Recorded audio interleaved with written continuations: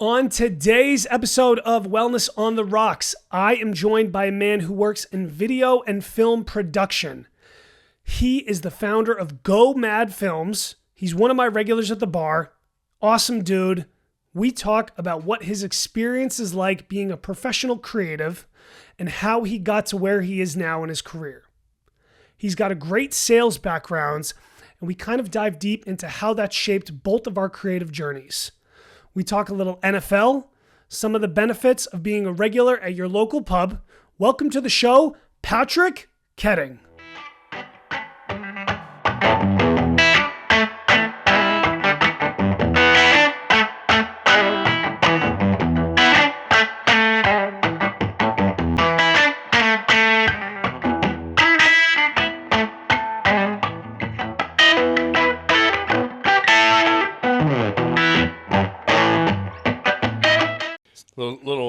I just got this today. Oh, yeah? Yeah. Where's it from? Amazon. Nice. Are you somewhat of a fashionista? I see you got the nice watch on. A little bit. I mean, I think when you look good, you feel good. True. You know? Yeah. I think that's one of the things that you have control over. You know, people shouldn't judge you by the way you look, but they do. Oh, 100% they do. I try to buy comfortable clothing that like fit my body well. I never go for designer brands. I think it's like a fucking waste of money. Total waste of money. Like this fucking jacket was $39. It looks nice, Amazon. dude. You look like someone out of like a Snake video or that like old school like rock, like, you know, like a biker from like, I don't know. Like an old hipster going to the club. An old hipster, a guy who's passing. No, I'm just kidding. Well, cheers. I'm glad we're finally getting to sit down. Absolutely. I feel like, when I'm behind the bar, I feel like we've had some good conversations, but it's always, you come in on those happy hour Fridays where it's fucking slammed. And I feel like you and me will start these conversations and then it's like, hey, can I get a beer? And I'm like, all right, Patrick, hold on. I'll be right back. And then I get 30 seconds and I go another beer. So, I feel like I'm glad that we're sitting down together because you're someone who has, you know, whenever you come in the bar, I feel like you're a nice break from all the madness. And I feel like you're someone that I kind of connected with a little bit on a few different things. And what's cool about you is, you know, you and your coworkers all come in on the busiest day of the week. But what you do differently is I'll see you on like a Tuesday afternoon. I'll see you on a Saturday at midnight. You know, you kind of come and have gotten to know some of us more personally on the slower shifts. And that's like a great way to connect with people and bartenders and get to, you know, become a regular is not when you're there on the busy, crazy nights, but it's like the more slow, intimate nights. And I feel like as a bartender, that's like where I've gotten so much gold and advice from people. So I appreciate it, man. Thanks for doing this to me. I really do appreciate that. I'm telling you, you have a great story just getting to know you a little bit and how you came to San Diego from the East Coast, Boston, right? Patriots fan. Yep. And you just went all up and down the gas lamp, put it in applications everywhere. I had every restaurant. Yep. Everyone.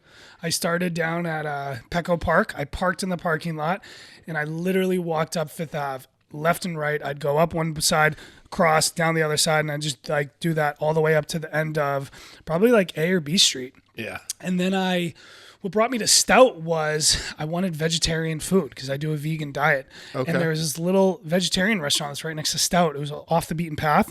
I was done for the day. I went there. I ate. I walked out and I saw the pub open sign. And I said, fuck it. Why not? Let me just go in and apply. It was a Friday afternoon. You were probably drinking there, happy hour. Probably. And Eileen was behind the bar. I said, hey, do you guys looking for bartenders? She goes, hold on one second. She went and got Mark. Mark came out, looked at my resume, read me up and down, said, does this guy look like he have his shit together? Said, can you come in tomorrow at 4? And I was like, oh, shit. And that's the first place that hired me. And so, yeah, it's pretty fucking cool, man. It's been a journey. Old Stout took a shot on you, man. But what about, I've been there since day one. Since really? You've been there, probably. When did you start? I'm coming up on 2 years. 2 years, yeah. When did you start going to Stout? Well, you got to remember. So my brother had that company for 15 years. It's called Revo? Revo, yeah. Revo, okay. And so all the Revo employees, typically go there at happy hour. But when Revo was like just my brother before he ever hired anybody, and then he had his first few employees, they were in the office building right on the corner there, right above the subway. Okay. Okay. So they were right there. And then they moved over to the other building. But the one thing that was consistent for the past, gosh, it's been longer than 15 years, is Stout has always been a part of their like conference room, if you will. Got you.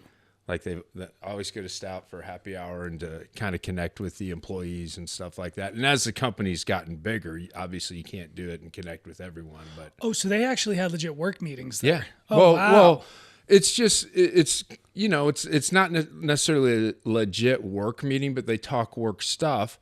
And so there's been a lot of ideas that have come out of that bar when kind of you let your guard down a little bit and you get to know what's actually going on, or you know how people get when they think they know something, but they don't know the full thing. And then you hear a little bit more about it. And then you realize, okay, I'm getting bent out of shape over nothing. Or, you know, it's like when you sit down with somebody that that maybe your superior or whatever in the management, and you get to know them on a personal level, you realize, okay, you know, it's just a good place to connect. So that's what Stout was for you guys. Yeah. It's almost like where you let the guard down. Like, that's pretty cool, man. That's a cool. I didn't really realize that. I just thought you guys all like to party there after work. But you know, the history of that stuff. But what about you, can't get man? too crazy. What was your okay? So how I ended up in San Diego? No, I want to know about like you and your first job. A question I have for a lot of my guests is like, if you could write yourself a letter today that you could hand yourself on the first day of your job at work experience, not at Revo, but when you started this journey, like what is some advice that you would give yourself, or what would you warn yourself or tell yourself, or I don't know about change, but like what would that look like? Yeah, I guess when I first started, you know, it's like you go through, everybody goes through whatever adversity that they go through in life, but I've always been an optimistic person. So if you go all the way back to high school, like that's when I was a pretty good athlete, played football, and was really looking forward to playing my senior year. And my very first game blew my knee out. Damn. Yeah. What position did you play? Quarterback. Okay. And I was, you know, I was getting my confidence. I mean, I was like, everybody was behind me, and I was getting better. You know what I mean? It's not like I had arrived and didn't have things to learn or anything like that, but I had a pretty good arm, and had worked really close with my teammates over the summer, and worked really close with a quarterback's coach, and was pretty confident that I was going to get a scholarship to a pretty big school or something like that. And anyway, long story short, this is just part of my history. Very first game I had in the second quarter towards the end, when I had a couple 100 yards passing already and a couple of touchdowns or whatever, and it was looking great. I was just like, oh, the season's going to be fucking awesome. Yeah, I'm picking it apart. And then boom, I get hit high, and a defensive back comes in right when I plant my leg, and it just goes pop. Damn. And that was it. That was the end of my football career. What was the injury? It was a cruciate anterior ligament. Damn. Yeah. So, anyway, there was so much physical therapy and all that stuff that took place my senior year just to get back. And I always thought I would come back and do it, but I never did. But also in the meantime, I was missing a lot of school, and ended up graduating high school barely, you know, and then I ended up getting more interested in making money than going to college. I went a couple years of junior college, I guess, a couple semesters, but I didn't know what the fuck I wanted to do. Yeah. And yeah, I mean, most 18 and 19-year-olds, you know, don't have that figured out. I wanted to party. Yeah. I wanted to date girls. Bang chicks. Yeah. I wanted to, yeah. And so our family grew up rather, probably middle class, but then something happened where it just took a nosedive. You know, what year was this roughly? The 70s? God, this is like in 86. 86. Okay. Yeah. 86, 87. And then, and so when I turned 18, I got a job working with, washing cars. We had a company, or my buddy had a company called Mobile Clean Power Wash. And we'd go to the car dealerships and we'd wash and chamois all the cars on the lot, you know. And so we had some pretty big accounts, and it was like you get a couple bucks a car and you would do, you know, 500 cars a day or whatever. So we were doing good. We were looking good because I was 18, 19 years old. Yeah. Getting a suntan. Chicks coming by, let me wash your car. Yeah, you know, and from there, I kept on showing up late. Like I was supposed to be there at 7, and I get there at 7:30, or I call him and get there at 8. And one day he's my buddy, and he just fired me. Wow, damn! I was like, "Fuck, I got fired, man." I was driving a 1971 Volkswagen Bug. That was my grandmother's car, and it was just a tank, man. This thing was a great car, but you had to have a little bit of charm and a little bit of game to get dates and stuff like that with that. So I didn't. What color was it? It was two-tone. It was cream and rust. Cream and what is that? Like a dark, like metallic brown or something? It was a 71. No, it was like a cream color. It was the ugliest color you could possibly get, but it got you from A to B.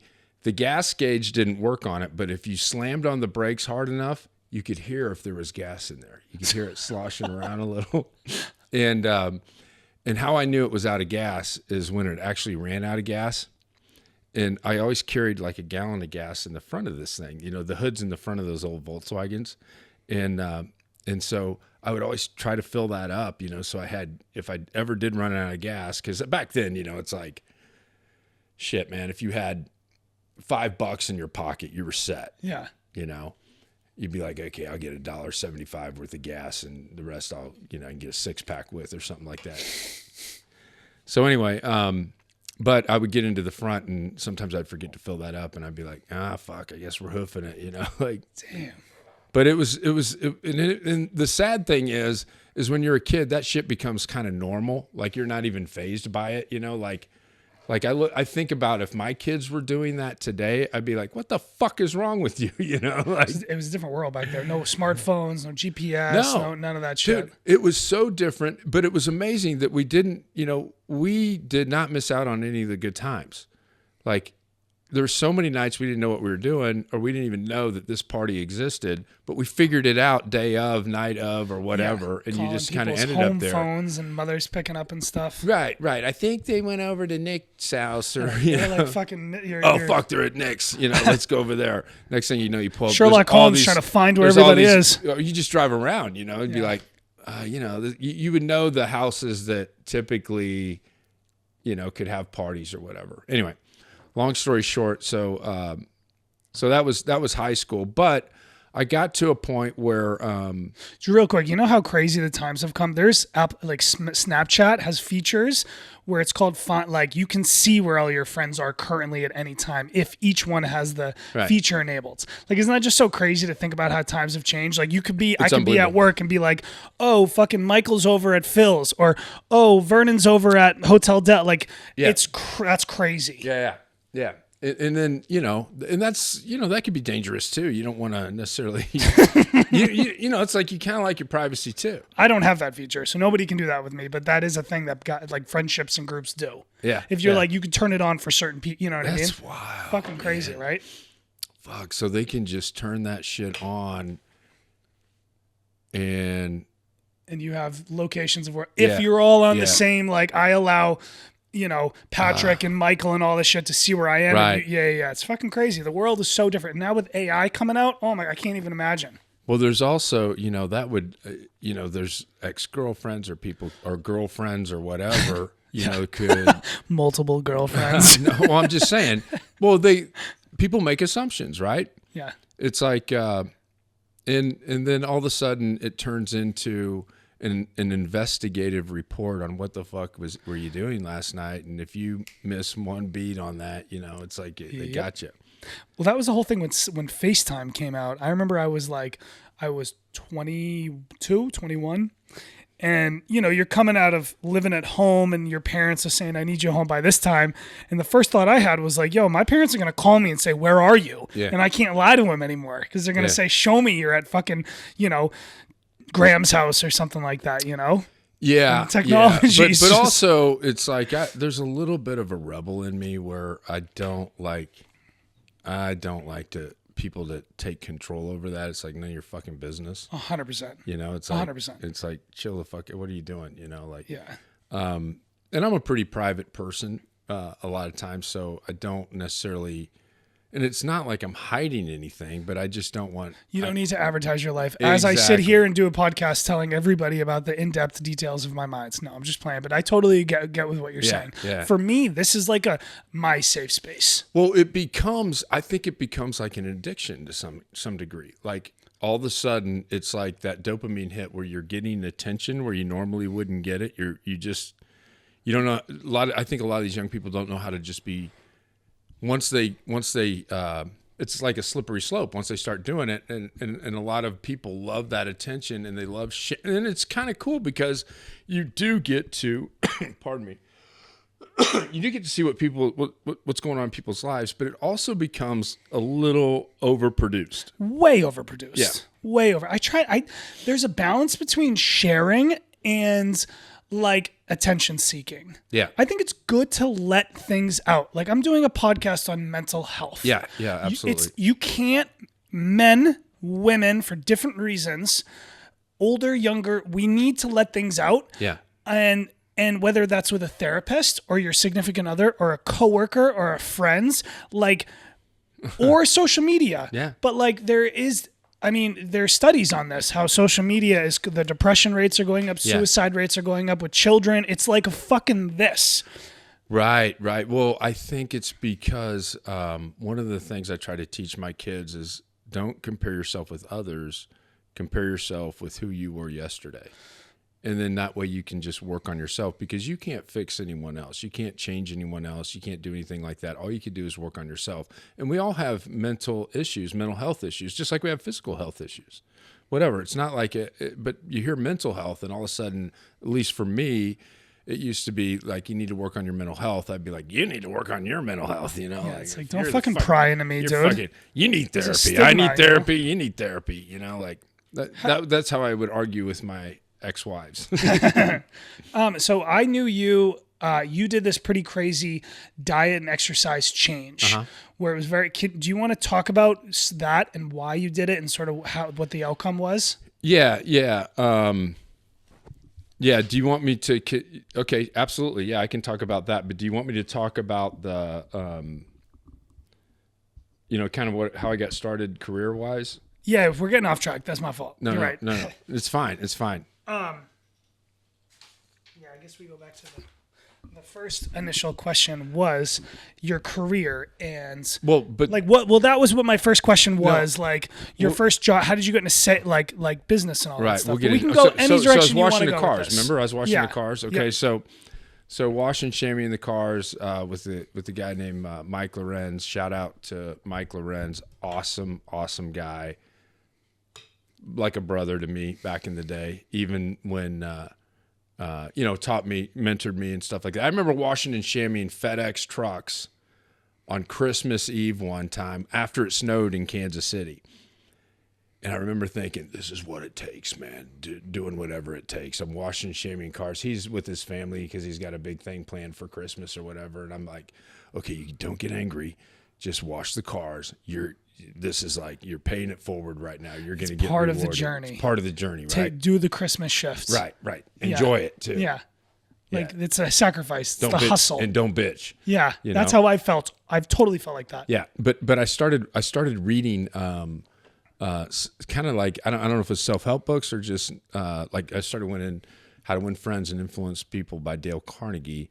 The Richest Man in Babylon by George C. Clason. The Power of Positive Thinking by Napoleon Hill, or not Napoleon Hill, but Norman Vincent Peale, and then Think and Grow Rich by Napoleon Hill. And those are like four staples that I think should be required high school reading. And then I started getting into deeper books like Psycho-Cybernetics and learning about how the mind works and positive mental attitude, that type of thing. And I think you can go overboard with it, but it was just, I was very optimistic. I always had been. And was used to getting down and then coming back, or being underestimated and then proving myself. I went, so anyway, long story short, after I lost that job, I could have gone back in there, but I had a friend, one of the dealerships that we worked for, he's like, you got to come sell cars. And I was like, I get a fucking brand new demo? I don't have to drive the Volkswagen anymore? Fuck yes.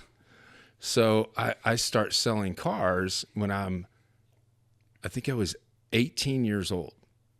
And I didn't have any clothes, but I started putting on like start shirts and a tie and a jacket and stuff like that. Feels kind of good. And yeah, it was great. And then that was my friend that said, when you look good, you feel good, you know. So he was a really fancy dresser, and he helped me out with my wardrobe and stuff like that. He's an older guy, and he was well connected, excellent salesperson. And so selling cars, you know, a lot of people think of car salesmen back then as like the scum of the earth and everything like that. And I was out to just kind of prove that differently. You know, I was young, I was naive, but I was ambitious, and I would just, like you know, I'd just get in front of people. And to this day, I saw 1 month when I was, it was after, and then I met my first wife. We ended up falling in love. She ends up getting pregnant.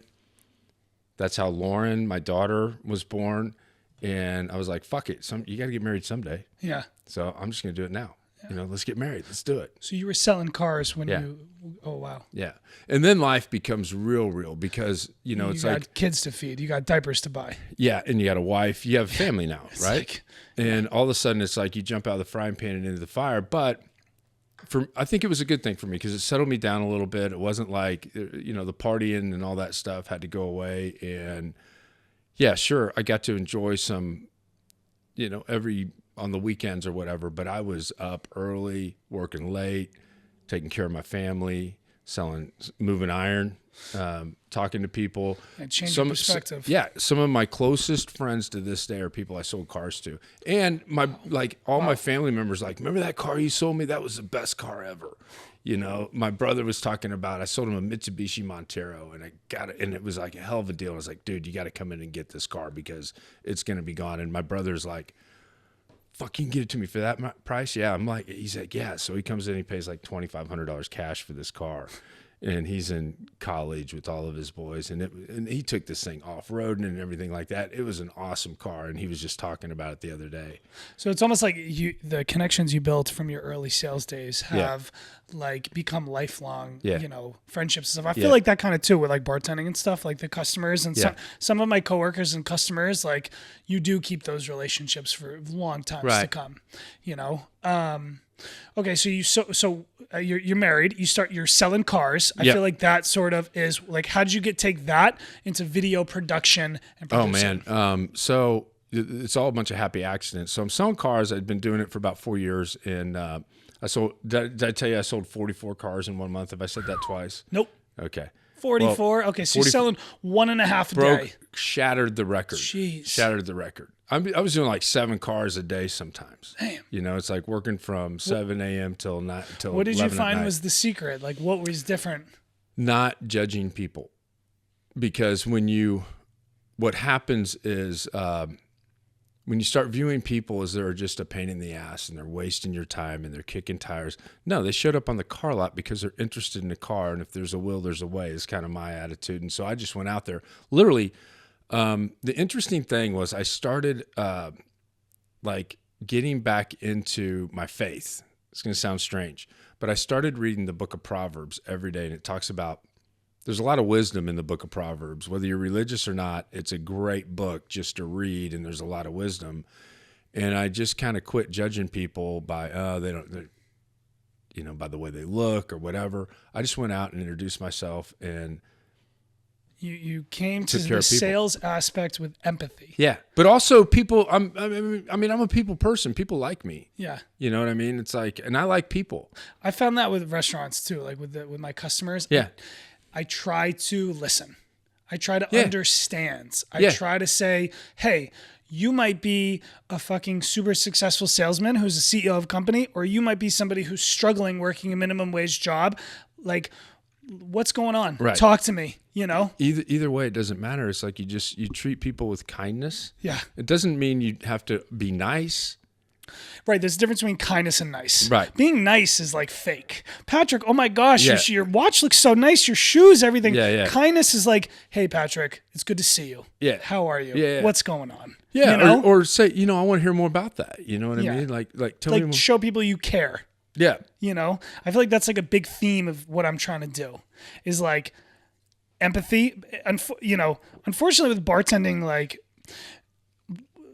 a lot of people go to bars because for so many different reasons. Yeah. But a lot of them struggle with things in their life and they need to let it out.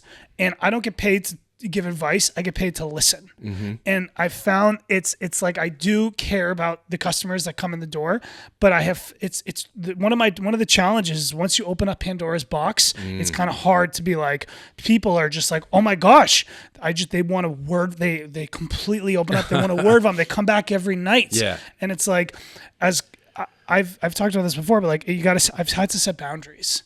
You know, you want to be kind and empathetic to everybody, but it's I don't know. There are limits that I have sometimes, if I'm being honest. No, there comes a point where it gets weird sometimes. Right, and it's not about being disrespectful or being rude or mean, but I've learned I've had to set boundaries. I'll bet. I can imagine. Yeah. It's like you've got to, you can still be, hey, good to see you. Hey, I got to, you got to just go to work or whatever. Right. But that's also kind of the cool thing that you can do is you can step away and just walk away and go to work, but also I would imagine, and you tell me, but there's times where it's like, oh, fuck, I'm in the right place at the right time right now with the right person. This is a good conversation. I want to hear more all the time. That happens way more. I was in this conversation the other day. This customer was telling me about his father was a police officer back in the early 1900s. And we're just sitting there, me and this other customer, just listening to him talk about the stories. I'm talking like 1930s police officer. And I'm just like, we're just listening in awe. Like, I'm just like elbow on the bar, bent over. I got a coworker who's, it's slow, so I can do that. And it's like, those are the golden moments that, like those are the meaningful moments. Yeah. So where were we? Okay. So anyway, car business. So what happened is I sold this guy like 4 cars. He bought one from me and then he totaled it. So he had to get another one, but he liked me and he was my age. And so I sold him another car and then he's like, I need to buy a car for like his brother or something like that. And he needed to buy a car for his wife. And he was doing very, very well. So I was like, God, you're my age. How are you doing that well? And he's like, well, I started selling these cell phones, and that's when back in the day when you had the big Motorola and you had a bag phone and car phones and stuff like that. And I was like, no shit. And so, I think I went out and had lunch with him and he kind of filled me in. And he's like, man, why don't you come work for me? Why don't you come sell cell phones? So did you asked him out to lunch? Yeah. I feel like so little people. I think he called me and asked me actually because he thought I was a good salesman. Yeah, he wanted to salespeople for his team, and I think that's like a big lesson people can do. Is like part of this podcast is like I want people to listen to this and learn something. Like if you see somebody who's successful, ask them what they do and how they did it. Yeah, and it just takes action. Yeah, a little bit of confidence. And we'll get into the 75 hard stuff like you're talking about. We'll get into that a little bit, but it's like you got to do something, but you also got to be open to being at the right place at the right time with the right people for the right reason and all that stuff. And you just got to kind of expect it. And then, don't be so smart that you know everything, because you don't. That's why I'm sitting here talking to you, because I think you know a lot more than I do, and I'm trying to learn from you and some of the other people. You know what I mean? I don't know shit about shit. I don't think so. I think you're smarter than you. Might be humble right now, but I think you are an intelligent, hardworking, knowledgeable salesperson and creative person. Yeah, but you tend to forget what you knew, what you remembered, or whatever. So you get to a point in life where it's better to not think that you know than to think that you know. Just react. All of it. Yeah. Not even reactive, but just it keeps at least for me, it keeps my curiosity going. And even with I've had a lot of coaching over the years as I've gotten into more professional things and stuff like that, where personal and professional development. And so I've gotten a lot of coaching, and also used to, fast forward through the years, I was a trainer at Sprint, and that was a great job. Had a great work group and everything like that. And it was like a dream come true. I don't have a college degree. I've got this management position with a Fortune 50 company. I'm getting stock options and all that stuff. And I'm working with just a great group of people. I'm traveling all over the United States, managing these vendors that we have for call centers and everything like that. And got my brother a job, got my sister-in-law a job, and I'm training sales managers on how to be sales managers for Sprint. And then I get into executive leadership training and all that stuff. So you worked your way up to the ability to train other people. Yeah. That's kind of like where I'm trying to like this is a little bit of that. Like, I don't know everything yet, but like I'm trying to give back the knowledge that I've got so that other people in this restaurant industry or entrepreneurship or business can be like, oh shit, that's something you can do. Yeah. You know what I mean? Yeah. I'll tell you, going back to the cell business, I'll tell you a funny story. So I left the car business. I'd been there 4 years, and there are a lot of shady characters in there, and a lot of alcoholics. And you're working 6 days a week, and you don't really want to take a day off because you're going to miss out on opportunities, and you got to split a deal. Sounds like the restaurant industry. And the commissions were decent, but they weren't. But every month you started back over from zero. So. Yeah. But when I got into the cell phone business, it was a whole different deal. And then all of a sudden you start making a lot of money and you start thinking you're rich. Oh my gosh. Yep. I've experienced that. Yeah. Yep. What to do with money when you make it. Right. How did that go? Well, what I learned is I like to spend it, and I like to show off, and I like to just, have a good time and all that stuff. And it was like, What was the biggest thing you ever spent back in those days? What was the biggest thing you're like, what the fuck? No, I like to. For? I'll tell you what really got me is I like to gamble. What blackjack, poker, no, horses? Like football. Football gambling. Okay. Yeah. So like on college Saturdays or whatever, I would be at the bar with all the TVs and watching every game and putting bets in and you had to call them in. Back then, it wasn't like you had an app. You had a bookie. No, he's like, okay, and you're looking at the spread in the newspaper and stuff, and you're like, so you had to know where to go on the sports page to find the spread, and and then you're calling it in, and then when you get behind, you're trying to chase it. So I think I'd done very, very well. So I started thinking, oh, I got this down. What was your biggest win, and what was your biggest loss, and what were the events? I would win. Do you have one that stands out? Yeah, I would win like $200-300 on a game, and then I would win like another. The first time I did it, I remember I was in college or in the college years, and I was up at the University of Kansas with all the KU football team where they all stayed. It's called the Jayhawk Towers. And one of the offensive linemen that played for KU at the time was also a bookie. Oh wow! Yeah. So he he's taking bets and everything like that. And I remember I made a $50 bet on the Denver Broncos to cover, and a $45 bet on Iowa State to cover. So you did a parlay? Yeah. Okay. Yeah. No, there were two separate bets. I won $95. Okay. And I remember he, when I I was like, kick ass, I won $95. And back then, that $95 was like $500-600. I mean, it was like a lot of fucking money. It was like almost 100. And so I went to go collect, and he writes me a check. And that was fairly normal. It sounds weird now, like nobody writes a check. It was fairly normal. But he's this huge, huge black guy. He writes me a check. And so I take it to, I don't have a bank. I'm a kid, you know what I mean? And so I take it to my the grocery store where my parents bought everything, and to cash it. That's what I would do when I would get checks. I would just go up there and cash them, and they give you money back in the day. Well, it turns out this guy's check bounced. And so he didn't back it or whatever. And so they were calling me like, hey, you got to bring us back the money. I'm like, not my problem. You shouldn't have cashed it, you know?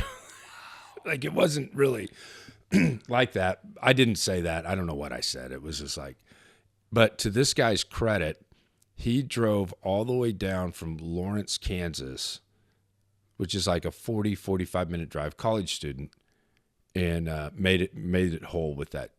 He took care of it like that week. I called him. I was like, dude, you got it. Wow. Okay. So he wasn't scamming. No, he wasn't scamming. Oh. He was actually like legit, you know, like he didn't, you know, who knows what happens back then. It was like, you had to balance your account. If you didn't have money in there, they would still take your check. And a lot of people got in trouble with that shit. And so, and plus you didn't know when something was coming out or whatever, or you're trying to rob Peter to pay Paul because you're getting paid next week, but you write a check on Thursday because you get paid Friday. The Catch Me If You Can, Leonardo DiCaprio. Yeah. So I don't gamble that much, and I never really have. I've dabbled. Yeah.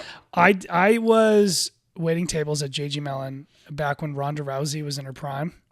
And I bet $700 against her, against the remember Holmes?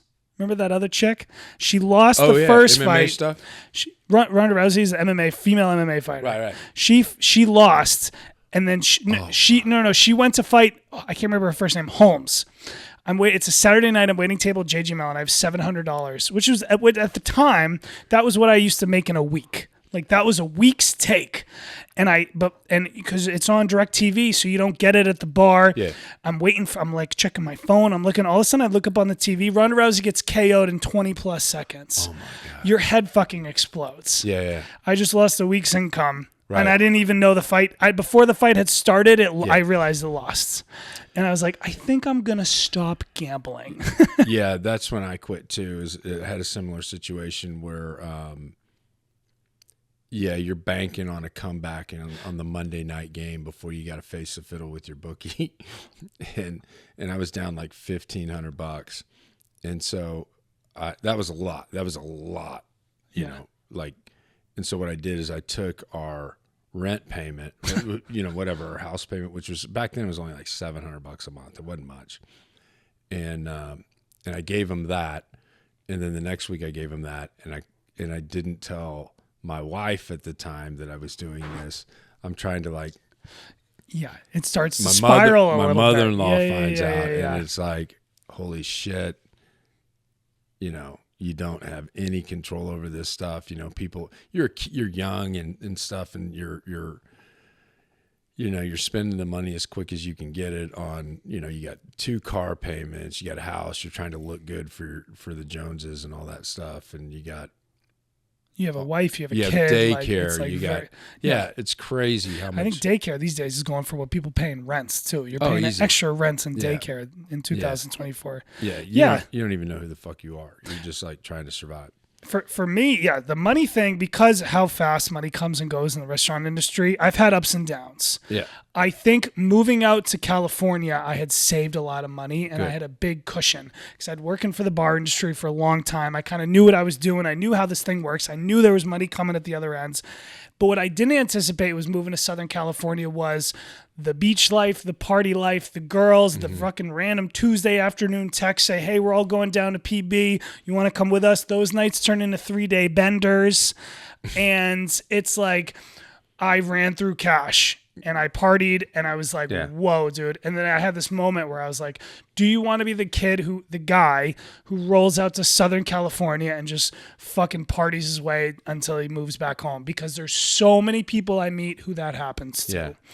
And I think that a big part of me getting my shit together and finally putting this podcast together was that I need to get my shit together and take some accountability, you know, slow. I don't know if I could give up alcohol, but like alcohol was not at a point for me where I was an alcoholic or was controlling my life, but it was really fucking my life up a little bit with my relationships and my bank and how it affects me with everything. So I was like, wake the fuck up, stop being a a kid Right. and be an adult. This is an adult. Yeah. This is an adult interaction, what we're doing right now. This is adult projects. Yeah. Stop the distractions of the gas lamp and PB Yeah. and OB and the pubs. I got to find a way to get out of that. So this podcast has been a big like release for me. I'll bet it That's has. kind of like one of the reasons I'm doing it. I love it. I think, and from, I would imagine from like even a mental health exercise perspective, it's always good just to dance and have a conversation. Like you can learn so much about yourself. You can learn about the other person. A lot of times I discover things about myself because I'm having the conversation. Just saying it out loud. Right. Or, when somebody's like, what do you think? I don't know. What do you think about this? What if this happened? Or I have an idea about that. Or I've got, I was thinking, and you're always going to have people that'll be like, that'll never work or whatever. But there's so much negativity. Yeah. All the time. I've told people about this. They look at me like I have two fucking heads. yeah. Yeah. I'm sure you've experienced that in your professional life too. Yeah. But also, it's like it's a matter of anything that's worthwhile, you have to be consistent with, and you have to stick to it. And also you're in an area where there's a lot of shit that you probably don't know that you don't know. Right. And but you're never going to know it if you don't start moving. It's like, take action. Yeah. Taking action. That's key. That's critical, and committing to it, and also honoring your own word to yourself. That's a big deal, is like treating yourself like you have to treat yourself like you're responsible for you. Does that make sense? Treat myself like I'm responsible for you. Are you talking about like self-esteem? No, I'm talking about like, if you start saying things like, okay, I got to start doing this. I'm okay. I'm out of control here or whatever. I'm just going to go out one more time. This is, fun or whatever. Famous last words. One more time. Yeah. Or I'll do that tomorrow. No, you got to do it now. It's like when you say, like, if you say to yourself, okay, tomorrow I'm going to start making my bed every single day. Right. It's never going to happen. But it will if you honor yourself. If you treat yourself like someone you respect. You said, no, I said I was going to do this, so now I'm going to do it. So now you start making your bed every single day. I'm going to start working out every single day. Or I'm going to follow this program that somebody put together that's fucking hard. And I'm going to do it every day. I'm going to read 10 pages out of a book every day. I'm going to continue to educate myself. I think there's so much power in reading. Like picking up at, everybody wants to listen to books and everything like that. I'm not I can listen to books, but I like turning the pages and reading it and knowing that I read those 10 pages when I didn't want to. I'm the total opposite. I can't sit and read. I need the audiobooks. Audiobooks have changed the way I do this whole thing. Yeah. Well, and it's different for everyone. And I was the same way, Taylor. I swear to God, I was the same way. But I had to train my mind to get to a point where I could read the word and absorb that information. And there were times where I would read 10, 20 pages and my mind's racing so much. I'm like, what the fuck did I just read? I don't even remember any of this shit. 100%. Yep. All the time. Yep. I know. It's tough. I go back. So I go back. And that's, and then there's a book on how to read a book. It's like you learn how to do that stuff, and you start dealing with things one time instead of putting it off and not dealing with it right away.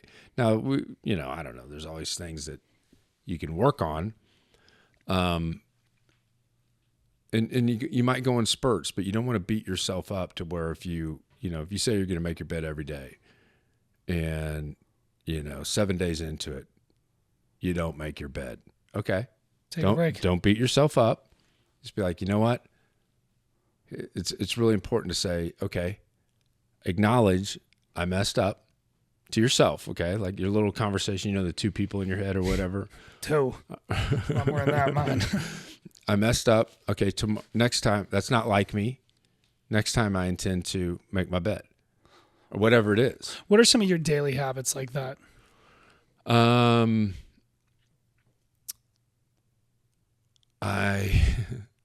Okay, so some of my daily habits like that are, one, I want to get to the gym. And that's one of the things I never want to do. I mean, I say I want to get to the gym, but get inside the gym. Commit to it. You do 6 days a week, 7 days a week, 5? Every day. 7 days a week. Yeah. Fuck yeah. So But I don't constantly do this. So I don't beat myself up if I don't go. But I tell myself all the time, okay, you know what? Tomorrow I'm definitely going. And you know what? Some days you get so busy you can't do it. I like to kind of split my day up a little bit in what works for me. And then you have to figure out what works for you. You know, so when I say what works for me is I get to the office, I get some work done, and for lunch, I hit the gym. That's awesome. And then that kind of wakes me up a little bit, and then I come back refreshed and energized. And you, two things in life you'll never regret. You're never going to want to do it, but you'll never regret it. And that's working out and saving money. So that's so true. What I've realized, the three most important things for ourselves, not necessarily our family or loved ones, is our minds, our bodies, and our bank accounts. Mm-hmm. Like if you can take care of those three things and improve those three things, your life will fucking change. Absolutely. Absolutely. You got to save something. Yeah. Every single. Our bodies are our vessels of this life. Yeah. And it's not about vanity. It's not about being a bodybuilder or having huge tits and fat ass and big Botox faces. Yeah. But it's like healthy, long lasting. So when we have children and we're in our 50s, 60s, 70s, 80s, we're still happy and healthy walking down the goddamn street. Right. Like that's what it's about. Longevity. Yeah, I agree. And it's interesting when you see, in this day and age, like we see all the YouTube videos of people that are, they interview these men, they interview these women, and they're like, BBL or natural. All the women are like BBL. And all the men are like natural. So it's like, I think the women are, a lot of times are doing that stuff, not necessarily for men, but for other women.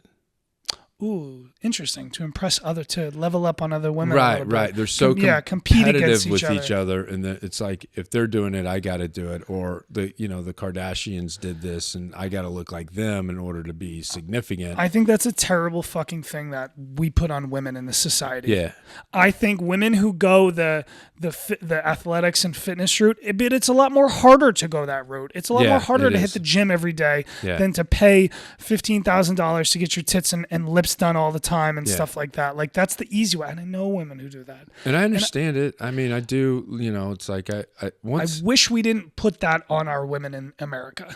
Like I wish we could instill confidence. That's the wrong message to send to young girls, is like physical beauty and plastic surgery will get you a better life than somebody who is healthy and hardworking and goes to school or hits the gym, or like that's which it should be. Well, but we don't live in that world. We live in a different world, and it's kind of like, I want my daughters to feel good just the way they are, just the way they're not.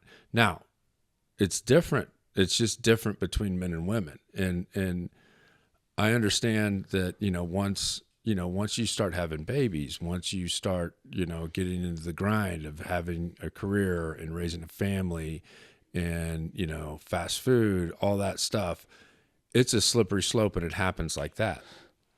We all can, I don't have the best diet. Like you're a vegan and everything like that. That's good for you. That's great. But there's things that you got to do on a daily basis. And then, if like for me, I don't think I could have done the 75 hard challenge that we talked about earlier, or we haven't really talked about it. That was your diet. Yep. I don't think I could have done that had I not been kind of an empty nester, like had my kids.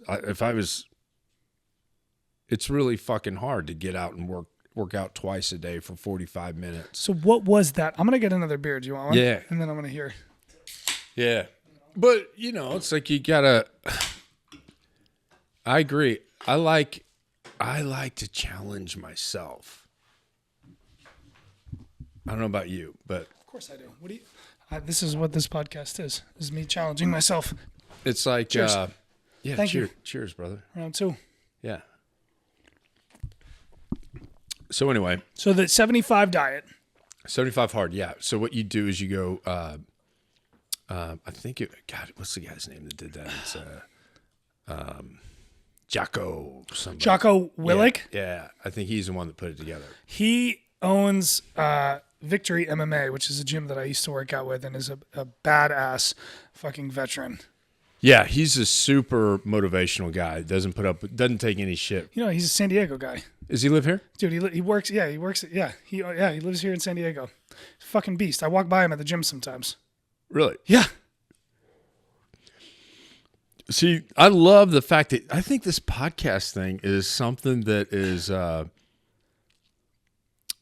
if there's anything, somebody asked me, have you mastered anything in life? And I think I can shoot this shit with anyone. Meaning, like, I've got an interest in them. They might have an interest in me. I do have some interesting shit that I've done. And I like to share, and I like to, kind of talk about the happy accidents, but it's like you said, it's all about taking action. So 75 Hard was basically, that was another thing I fell into. I was dating a woman at the time who was struggling with alcohol addiction. And she was literally two different people. Beautiful lady, great lady. Like I really had a connection with her, and she was kind of my first connection here in San Diego. And had just a lot of respect for her. Was in love with her, and she was a lot of fun when she drank. But when she was sober, she was very serious and very like rigid and very like tight ass. Well, just kind of hard on herself. Okay, interesting. Like judging herself, like very very shameful. And she's like, so she came to me crying. She's like, you don't understand. If I don't quit drinking and, going down this path, I am going to die. This is serious. And I'm like, did you feel it was? I'm like, you know what? Yeah. And so I said, I'll quit drinking, with you. And she goes, we should do the 75 Hard Challenge. And I go, fuck yeah. Well, let's do the 75 Hard Challenge. And, my sister did it. And it inspired me. And I tried it, and I could get 5 days in, but it was always like the beer or whatever that would get in the way. I'd be like, fuck that. I'm going to go have a beer. So I could work out. What is the 75 Hard Day Challenge? Okay, so for 75 days, you have to, there's no drinking. Okay. You got to work out twice a day. They can't be back to back. Okay. And one of them has to be outside, 45 minutes each at least. Cardio, weightlifting, anything? You can do anything. Basketball? Yeah, you can go walk. Okay. You can go physical activity. Yeah, you can go stretch. You can do. There are many times where I do a 45-minute just push up, sit up, like squat, all that stuff right here because I didn't have time to go to the gym, but I would have to just turn off the TV, do it. Yeah, discipline. And discipline. It was 45 minutes each session. 45-minute each session. So I set my little timer on my phone. And I put some music on, and I would do 45 minutes, and I would do. A lot of times it was like, you would do a set of push-ups. I'd use this as a bench or whatever. Dips. I would do dips. I would get on my stomach and you're moving. You're burning calories. You're doing something. Yep. And then I would, and you just don't look at the clock, and before you know it, 45 minutes is up like that. Yeah. And sometimes at work I would be like, okay. I would try to get my run in the morning. And so what she and I did is we did this 5 o'clock in the morning run club. So we were nailing it the first week. And we'd do a walk run until we could get to a point where we could just run the whole way. And so I was literally like 1 week into it, and I was worried because my brother, every year when the Chiefs play the Chargers up in SoFi Stadium, he gets a bus and invites a bunch of friends and family, and he's got a friend that's got a suite, and the guy gives him his suite because he does his insurance with them, and he pays for it, and or the company, I don't know who does, but it's a really nice time, and it's all free booze, and everybody's having a good time. So and that came like up. That. And I definitely want to go to the Chiefs game because I'm a huge Chiefs fan. Grew up in Kansas City. Yeah, so, tough diet to do during football season. Right.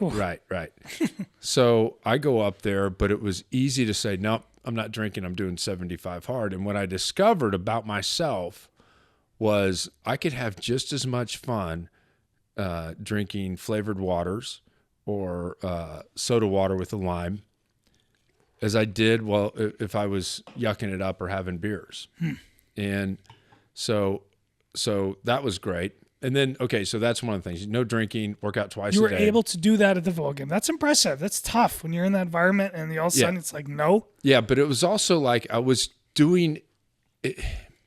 I'll get into this in a second. But so what Jocko in his video says is that you're going to lose the weight. You're going to get the abs. You're going to look better. You're going to be amazed.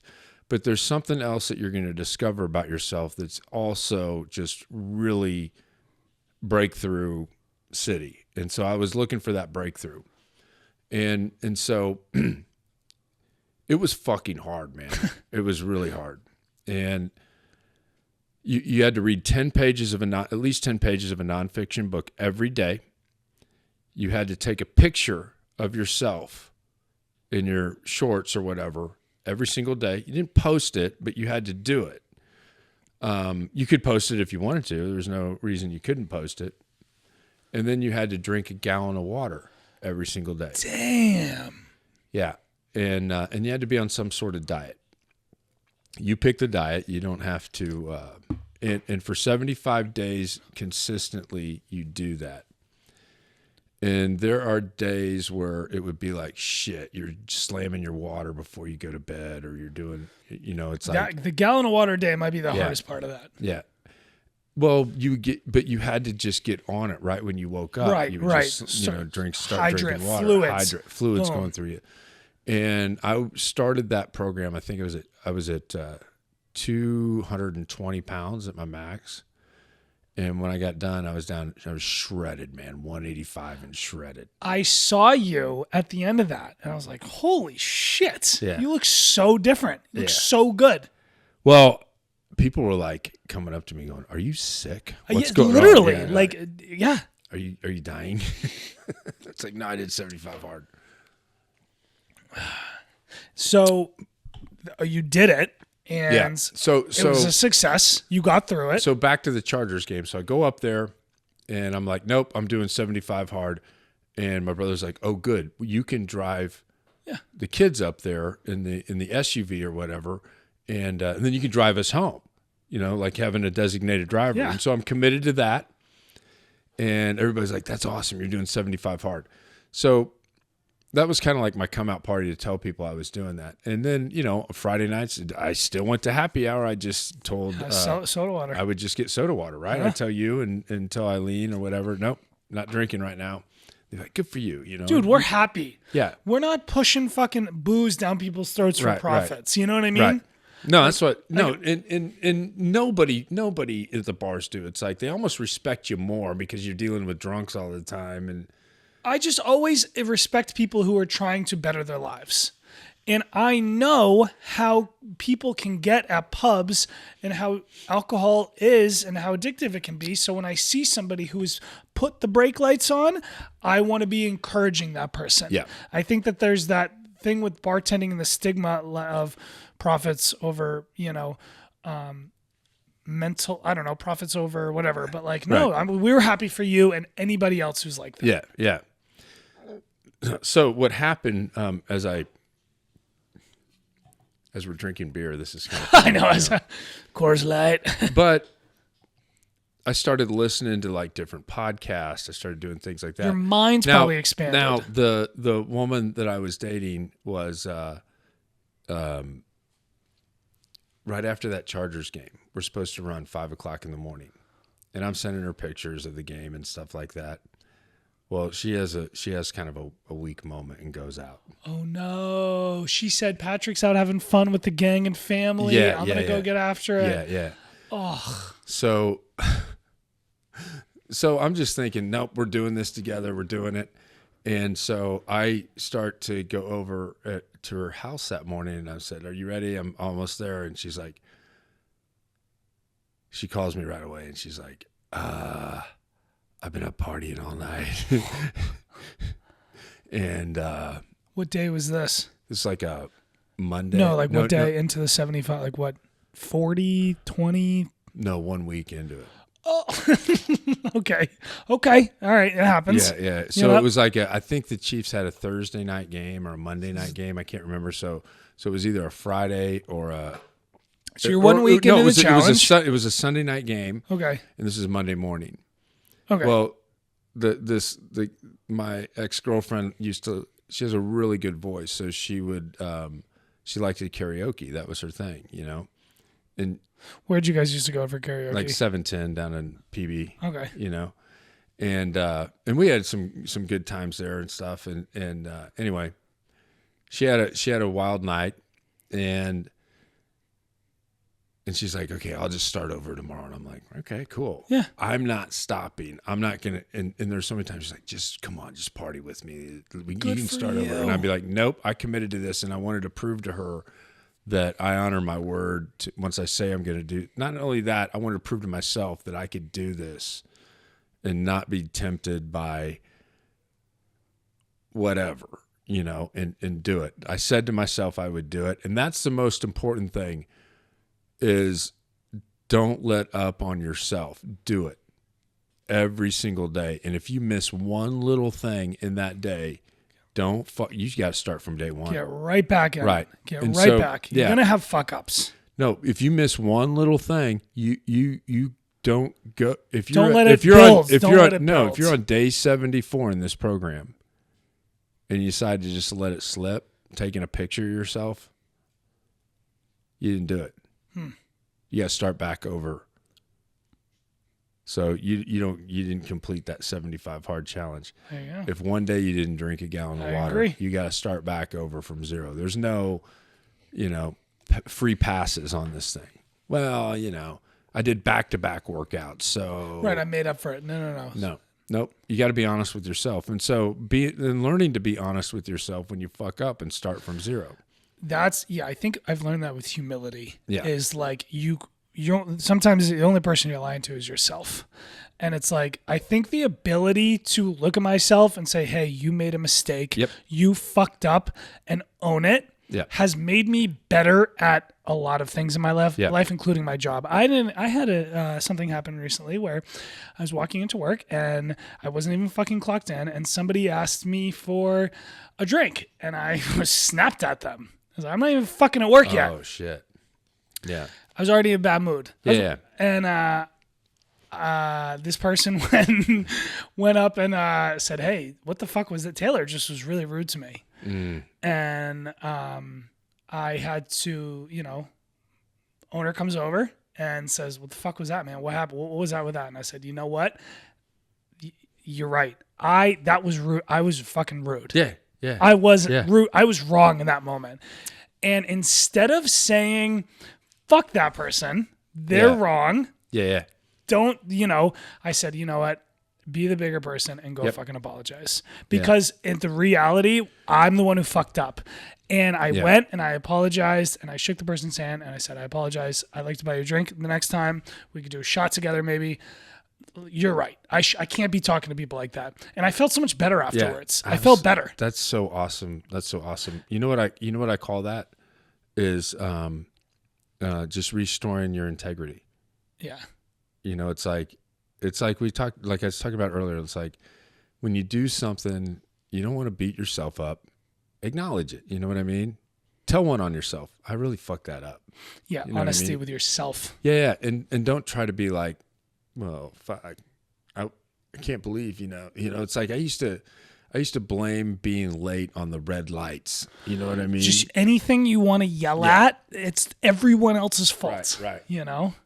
Ugh. Or we get pissed off at traffic I scream at people in traffic. Yeah. I have road rage. I don't get there. I don't let myself get there anymore.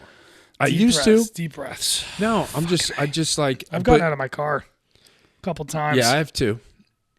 And I'm just getting worked up thinking about it. I think it's part of being, well, but here, think about it. The weird thing is about being in a car, there's this barrier where you can be the tough guy. Well, but also think about this though. It's a fucking dangerous thing to do, right? You can get shot. You can get stabbed. No, I'm just talking about getting in an accident.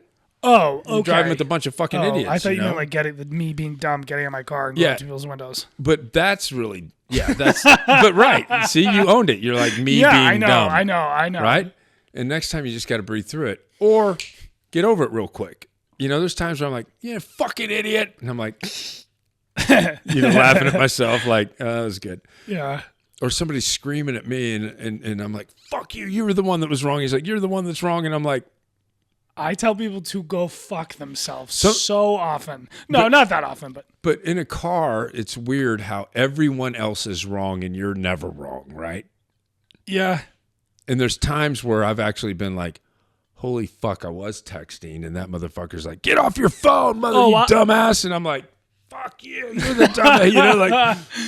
I had this thing at the gas station a few months ago where I have a pit bull and I left the driver's seat down. I went around to fill the gas. Skateboarder rolls by. My pit bull jumps out of the window and chases him. I lost my I took the gas tank out of my car. I ran through it to get the dog. Oh my God. Fucking he's screaming, keep your dog on a fucking leash. I'm like, go fuck yourself. I'm screaming at this dude. He was right. But I was so in the adrenaline was so high in the moment. I'm like, I don't give a fuck. You can go fuck yourself. Keep rolling your skateboard. I know, dude. It's tough. Yeah. There was a guy. I was driving down the road, and I was doing something on my phone, and he saw me, and he had just had a day or whatever. And he's fucking screaming at me something, like, I don't know. He's like, he's so angry at me. Like, I'm like. He wanted to correct you. Yeah. Don't fucking be on your phone. Yeah. Like, and I just looked at him and just kind of smiled like. Can I tell you that is the best way to handle those things? When people at the bar come and when people who are drunk try to give me crap about ridiculous things. Yeah. One thing I've learned to do in hospitality, whether they're drunk or not, whether it was at the coffee shop or at the pub, I just sit there and look at them and smile. And they stop and they realize how ridiculous they are and they don't know what to do. Mm-hmm. If you're being over the top, ridiculously disrespectful to me for no reason, and I just sit there and look at you like looking at you like like it fucks with people's heads. Yeah. And they go, and they don't know what to do and they fucking run off. It's like a little tactic I've used. Yeah. Well, there's one of my younger brothers is I called him and I was so mad at somebody I wanted to throw him through a door. Happens frequently. I know the feeling. Yeah. And I was about ready to like stand up for myself and give him a what for. And I called my brother and I'm like, you don't understand. All this shit's going down. And I go, and my brother goes, Pat, just calm down. He goes, calm down. He goes, look, I'm telling you, don't do that. He goes, repercussions. He goes, okay. He goes, you got a meeting with this person today and you're going to get reprimanded or whatever. And was there something that you did? I'm like, yeah. And he goes, okay. Here's what you do when you're in a tough situation where somebody's got to discipline you or they've got to, write you up or do whatever.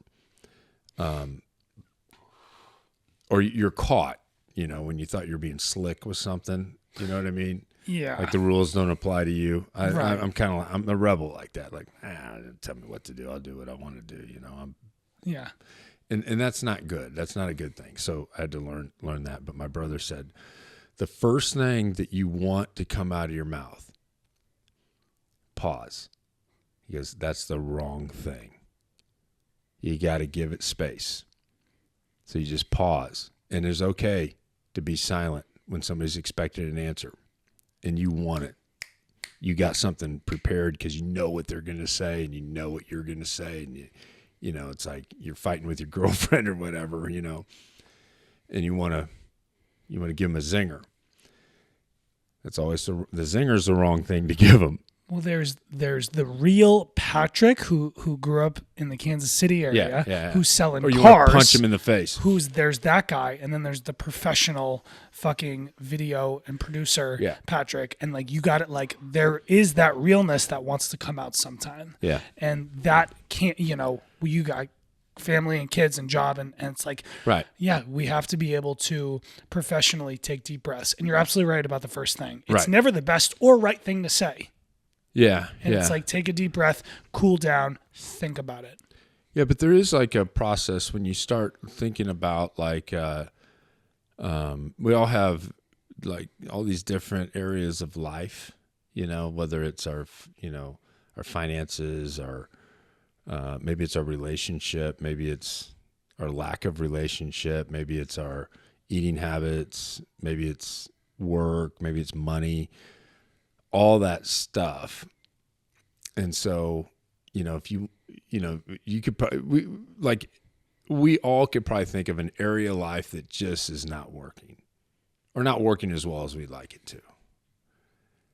And when you dissect that a little bit and take some time, it's like, well, who are you being with that? Like, whether it's career even, it's like, and you got to get straight with yourself that you're going to go to work on that.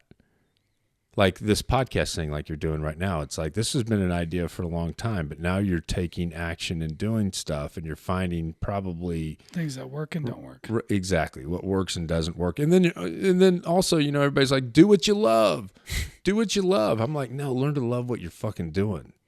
Learn to love what you're good at. I'm not good at doing dishes, but I got to learn to love to do them because they got to get done. It becomes a job. Right. And it's like, then feel good about yourself and pat yourself on the back because you knock those dishes out. And it's okay to say, you know what? I'll get to them when I get to them. I got other shit to do right now, but I will get to them, and I'll love it when I do it. Or take a job. One of my favorite books of all time is called The Alchemist. Have you ever read that book? No, I've heard of it, though. It's been recommended to me. I'm telling you, and I like, like I said, I like turning the pages. I like hearing the voice I create in my head and getting into that character. And sometimes books are really hard to read. Sometimes you just connect with them. And this is one of these that I just connected with. And I remember I went to... with another woman I was dating, we went to Cancun one time, and she'd never read that book. And what we decided to do was I would read a couple of pages, and she would read a couple of pages while we went to the beach.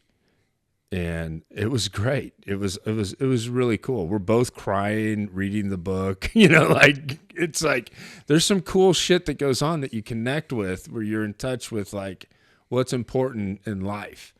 And the book really is about finding your treasure is what it's about. But they tell it in this, an alchemist is somebody that can turn metals into gold.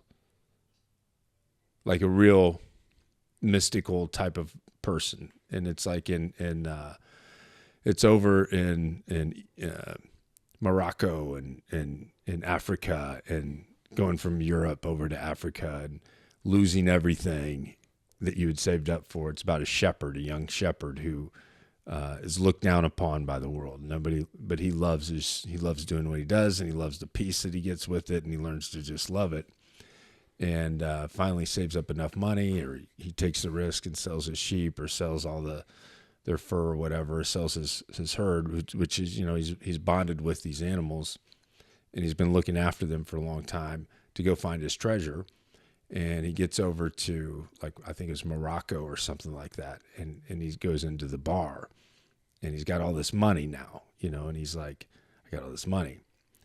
And some guy swindles him and takes everything.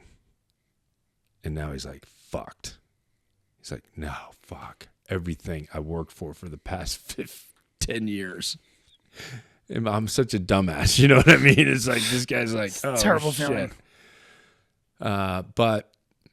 But he meets, he meets people along the way that kind of guide him, to find everything, and it's just a beautiful story. You just got to see it. But there are kings that meet him and come out of nowhere and guide him, and it's kind of like I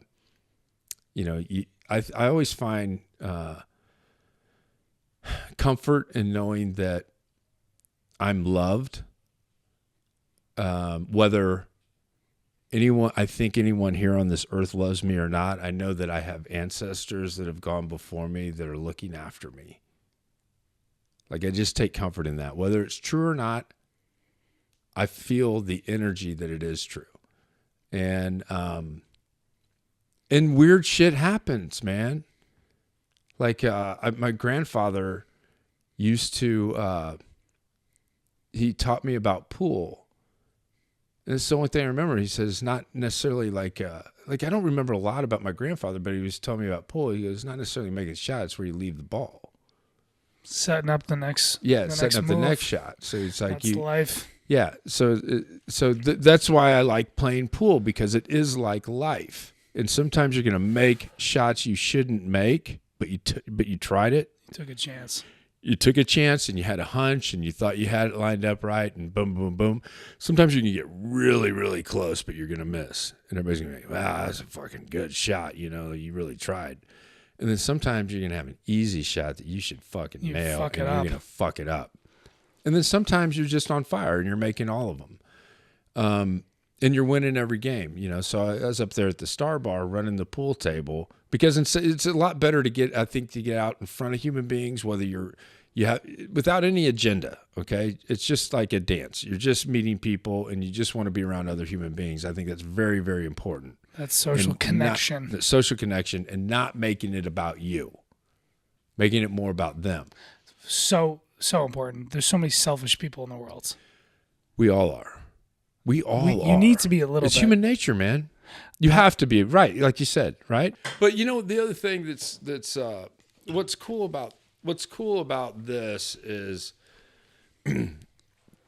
it's a lot of people get nervous when the camera's rolling, and being in production, and we haven't really talked about that, and that's okay. It's okay. There'll be more podcasts with us. But cheers. Cheers. But what I learned is the camera is the only thing that will love you as long as you ignore it. Human beings won't love you if you ignore them. Girls, if you don't text them back, they'll go fucking batshit crazy, and they'll. Yeah. Yeah, and that's, hey, there's a lot of guys have to learn how to be. Women just have to be pretty, right? And that's what we kind of talked about earlier. Not the women that I'm attracted to. That's not the fucking people I'm fucking with. I want not the people that I bring into my life. Yeah. And I shouldn't say it like that. It's like, women, I think the world would just be a better place if there were more good men and more good women. Facts. And you can't,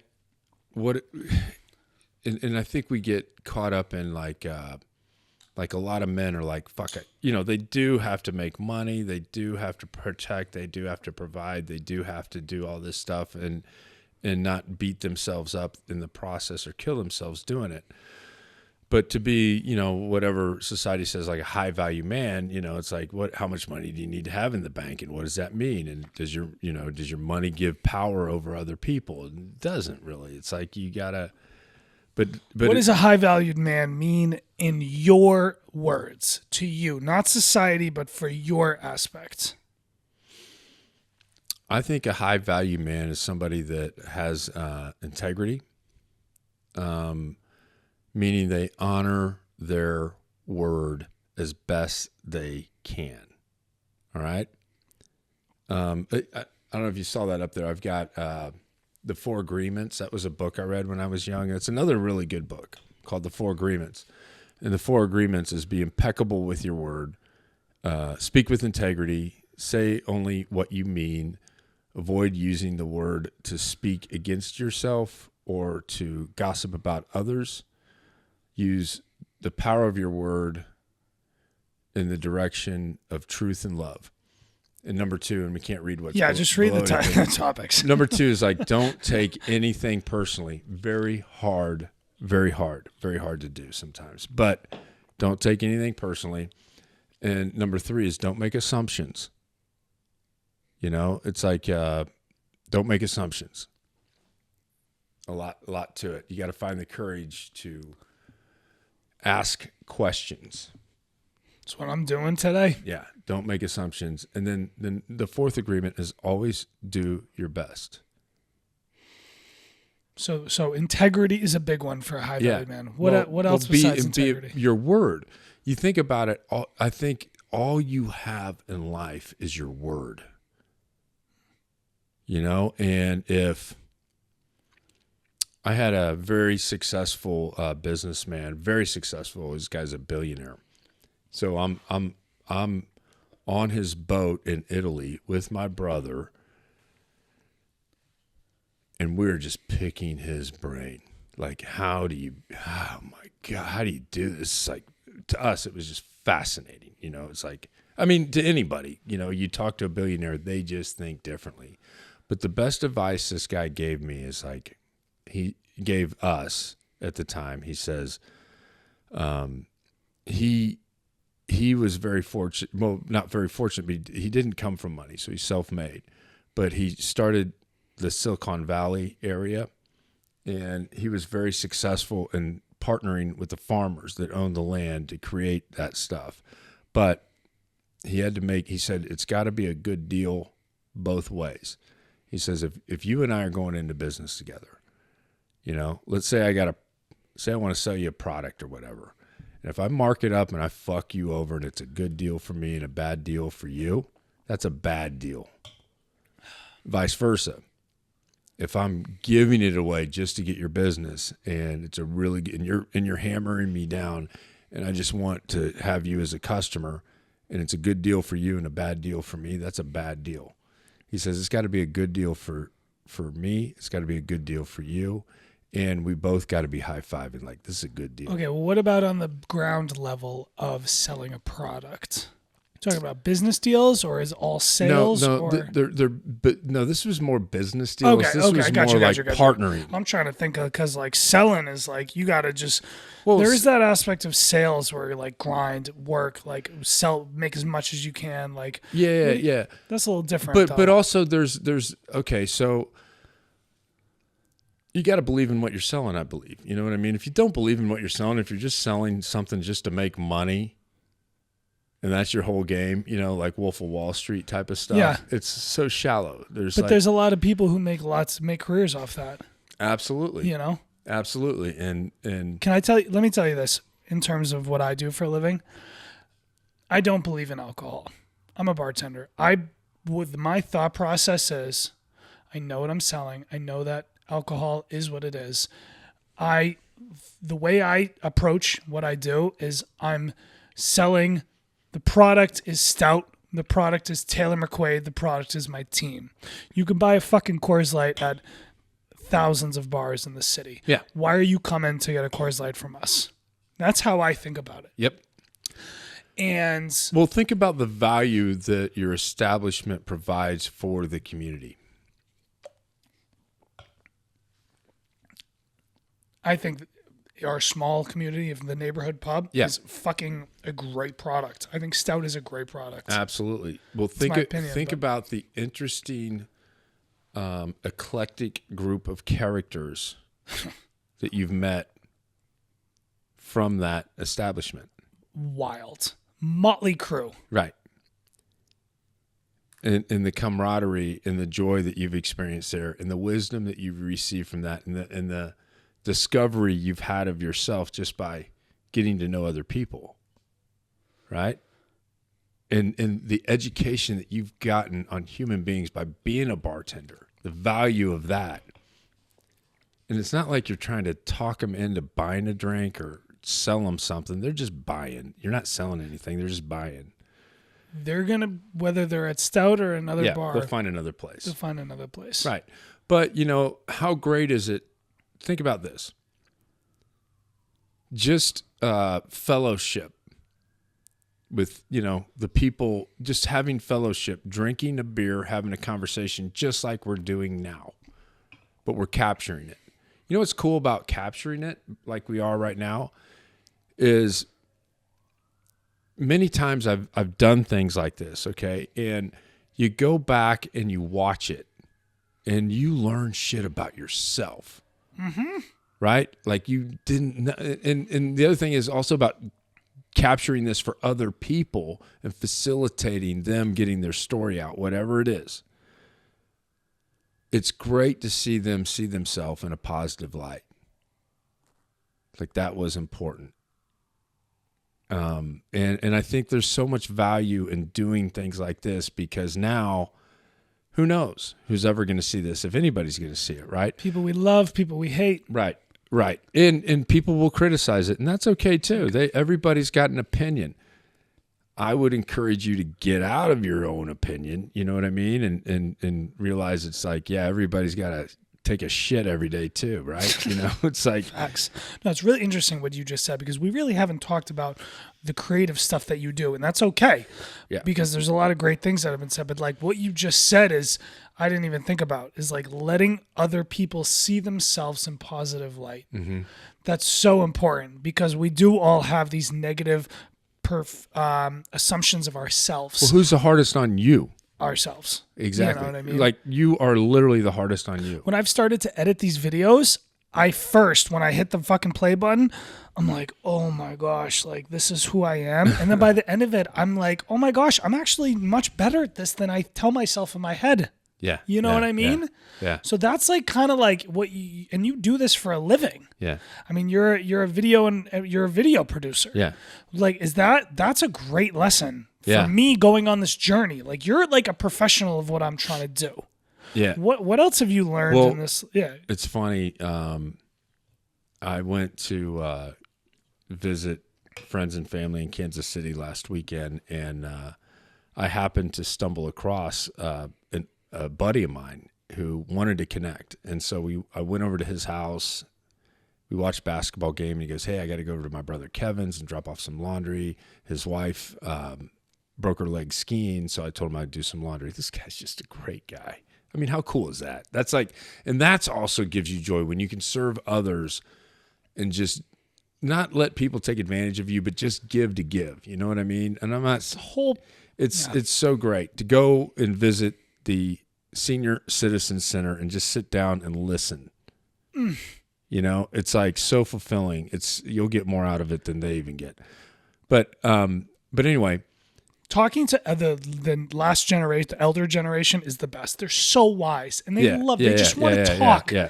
But let me finish this because so I knew his brother, but I was not announced coming over. I don't know if their house is clean. It's like, you know how we are in America. It's like, fuck, I don't want to see that guy, you know, even if you liked him or whatever. So Sean goes, hey, let me just drop this off and I'll be right back, but just stay here because I didn't tell him you were here. And I'm like, yeah, cool, no problem. So I'm sitting in the car.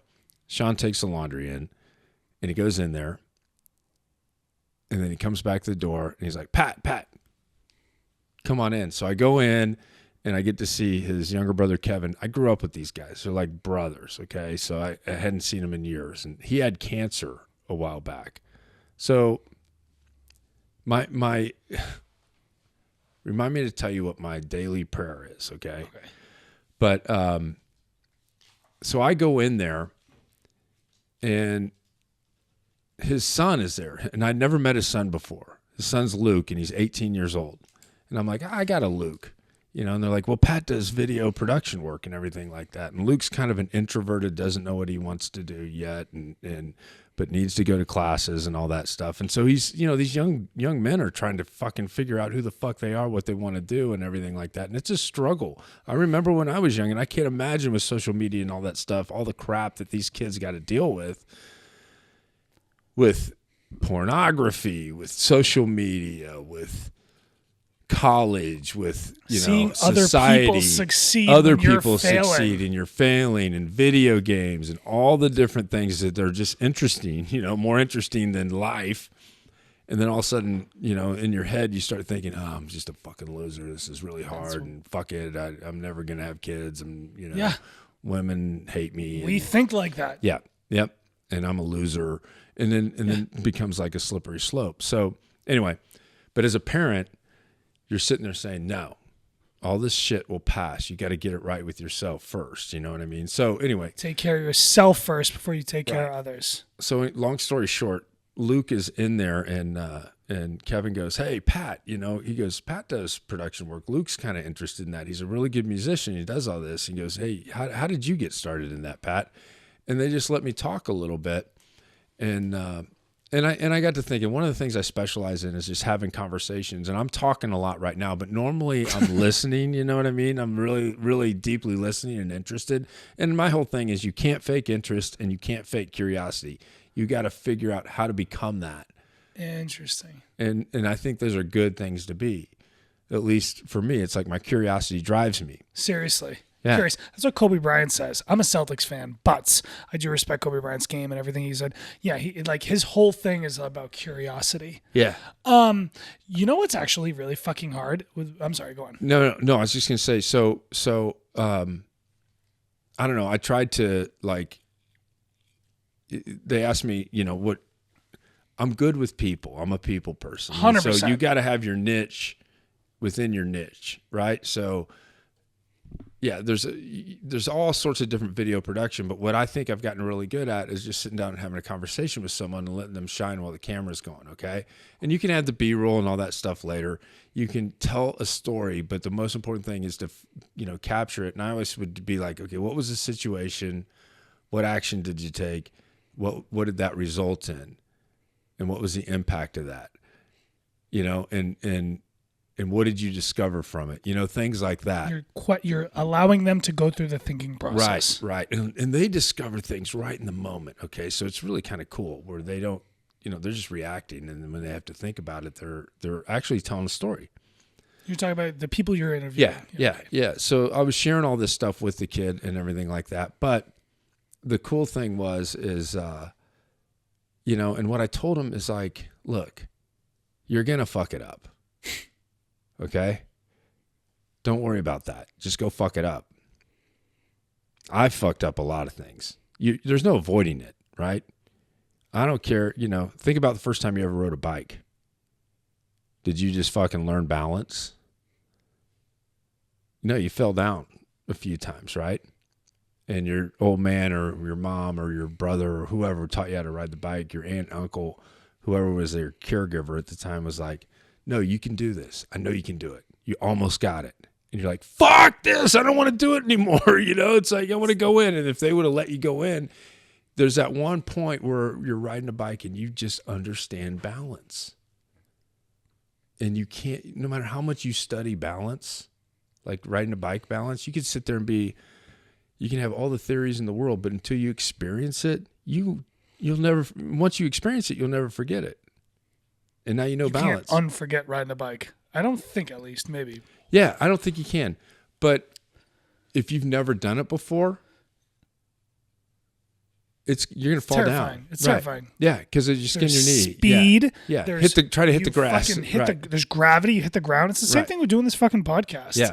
Like I was so nervous the first episode, and then I got through it, and then I was like, holy shit, I can do this. And it's like little by little like that. What else? What else do you want to get into? I have a ton of stuff. Okay, let's go. Okay. Well, I like the stuff talking about production and what you do. I like that's kind of one of the reasons why we're sitting here together. Like I liked you talking about the things you've learned from working in this creative world. Yeah. Everyone else I'm talking to is restaurant people. You're the creative guy. Well, I think we're all creative. We're all creative. Restaurant people are creative too. Yeah. You got to be creative. And I think when we're creating something that wouldn't exist had we not created it, that's when we're really alive. What do you mean by that? Well, I mean, I don't care if you're fixing a meal for the first time. You're creating something. You're creating an outfit. You're creating your day. You're creating a podcast. You're creating a conversation. You're creating a date with someone that you don't know if they like you as much as you like them. Yeah, something about your brain. Whatever part of the brain that works is so exciting, and it drives us to keep going. Right. And you may, it's like a lot of guys, I just know guys, I don't, it's like there's a lot of guys that really went for it with a girl or whatever, and she's like, in their mind, out of their league, but she doesn't think she's out of their league. But then they start acting weird, and then they blow it. You know what I mean? That's a great fuck up, by the way. You always go for the girl. Right. Always go Right. for the Right. fucking girl, Right. you know? Even like I feel like my advice with that is learn how to get rejected. Right. Because it's good. The rejection is going to happen so much more than the girl saying yes. Yeah. It's almost like how many rejections can you go through before, you know, and I don't mean about being rude and just throwing out, will you go out with me over there? But like, I don't know. It's like you got to get comfortable doing that shit. I'm not that good with girls. To be Yeah. honest. No, I still get high school nervous with them. I really know. do. I get like It's such a vulnerability thing. we've talked you know? about this. Remember, it's like you're like, oh my God, who was that girl that just came in? She really liked you. Oh, yeah. And I'm like, why didn't you get her number? And I'm like, I was scared. You know. I didn't say anything. I thought that was your daughter at one point. I was like, Yeah, that was your daughter. Yeah. No. But anyway, yeah, I do remember that girl. And yeah, she was fucking hot. Yeah. Oh my gosh, I was trying to be respectful. I was like, No, the two that came I'm in not from- asking Patrick's daughter out on a date right now. It was my son's birthday. Her name was Liz. I remember her name. I don't remember anybody's Lord, name. And she was from Arizona. And she stuff like like you that. guys had something because Yeah, I was yeah. looking at you guys, being like, "What's up with that?" They know you know. Yeah. But sometimes with the stranger, you can just have that little banter, and you know you're not going to ever see him again. And Very true. so Yeah, it's yeah. easy. And then and then you realize, holy shit, I just fucked that up. I'm a psycho. You know. Yeah. Yeah, let's see what So the production work stuff. But that's also being available and pounding on your craft a little bit, and you make some mistakes. So what I did so I worked for a company called River Key Creative, and they had these guys there that would do. We did in-stadium entertainment for 85 different professional teams, and I got in there because I needed a salesperson, and I had a relationship with the guys because we did some other animated shit on another project I worked on. I won't get into that. That's kind of how I got into it, but I always thought that the editing and the filming and all that stuff was way, very technical, very complicated, very expensive. And these guys were amazing. I'd look at their work that they would do, and they'd do the open for the fucking Denver Broncos or the Oakland A's or the Atlanta Braves, Dallas Cowboys. And it was all like cool music and energy. Captured you. Yeah, and animation and then they would be like, home run or, like, whoa, yeah, fireworks. Yeah, fireworks. And they would make like an arrowhead that would go through Kansas City that would paint the town red and special effects. And it was so like, oh my God, I could never do that. That's crazy. It was Mount Everest. Right. And they would do these, these local shows that were really cool. And I'd be like, how the fuck do they do that with the music and how do they pick that? How do they know what to say? How do they, write that script and everything like that? It was like magic to me. It was just it's magic. That's what it is. Right. And then when we started getting access to like the iPhones and the with video cameras and things like that on there, I remember the first time I tried it, I'd watched these guys do it for a long time, and I was in sales, so I would sell like a couple $1 million worth of video every year and get paid a handsome commission on it, and other people would do the same thing, and then they would produce it, and all the guys that were on the background, they hated the salespeople. It was like, slow down, we got too much to do right now, and they'd be like, go, fucking figure it out, but the editors were they were super cool, super chill guys, they had deadlines that they had to hit, and they needed the pressure in order to hit those deadlines. And I remember I would always be like, I want to see it. They're like, it's not ready yet. Well, I got to tell my client and stuff like that. And finally be like, fuck it. Okay, I'll show you what I got so far. And I'd be like, oh my God, that's great. And he goes, no, you don't understand. There's like a lot of little fine tuning things that have to take place before you can deliver it. And I'm like, no, just deliver it the way it is. It looks great. So I got to see a lot of that stuff. And then these guys would do so much work, and I didn't understand how much work it took. And so what I started doing was I started capturing like moments with my family, like on vacation or whatever, or we'd be at spring we'd be at spring training in Arizona with all these Major League Baseball teams, and I would just have what was called a little flip phone. It was 1080p. You know? What was it? Like, Was it was a Motorola flip phone. or something No, it wasn't like a flip that, phone. or? It was a flip video camera Oh, that I got okay. as a gift for Christmas. Camcorder. Yeah, it was a little camcorder, but Yeah. it was handheld, and it wasn't intimidating at all. And so I would record them recording them, and then I would get done and put all that stuff, and I would You were the behind-the-scenes guy. behind the scene guy. So I'd just see what I could do, and I would just get, you know, whatever song I liked. You know, I wouldn't get music rights, but I would put the video together with the music and stuff, and I would show it to the guys, the creative guys that I'd go out and have beers with, and they'd be like, "Fuck, Pat, you're pretty good." So they kind of encouraged me too. They're like, "No, this is actually pretty good." And then I would show it to friends and family, and then I would have like a buddy, like a guy I know, and he goes, "Look, you know, I'm having this baby. I don't, you know, it's like I want to capture the moment and stuff like that." No way. You're in the delivery room? No, but he goes, "But I don't want to, you know." He goes, "If I capture the footage, could you put it together or something for me?" And I'm like, "Yeah." And he goes, "Okay, here's what you want to do. You just want to take 5 to 10 seconds worth of footage. You don't want it to be too long. Just, you know, 5 to 10 seconds. Hold the camera steady. Let the action come to you," meaning you don't want to be like all over the place, like, "Oh, get this, get that. Oh my God." No, you just want to let it come to you and hold it, and then try different angles and see what they look like, and just capture these little moments and get about, you know, 50, 60 of them, and then send it to me and I'll put something together for you. Wow. So, you know, seeing grandma hold the baby for the first time, you know, go ahead and hit record on that. You know, we do it now naturally because we all have these things. Here's the problem. Anyway, long story short, we'll get into the problems of that later. The problem is you got so much fucking footage that you forget you got the footage, right? So nobody's doing anything with it. It's just, you know. I find shit on my phone from Right. years ago. I do too. That All of us do. I'm like, what? All of us do. Like, yeah, how did I forget about that? But that's a good thing, though. You know? Yeah. So it's a lot of it's being documented. But I put this video together for a dear friend of ours, and after they had the baby, and it was maybe just a 2.5, 3, 4 minute video, something like that, with kind of sappy, like beautiful, fun music. And this manly man, a guy I hung out with, is bawling his eyes out. He's like, "Koetting, you fucking captured this. This video is so good. I wish I did this with all my kids." You know, he was so happy and so grateful. And then he showed it to his wife, and his wife's bawling her eyes out.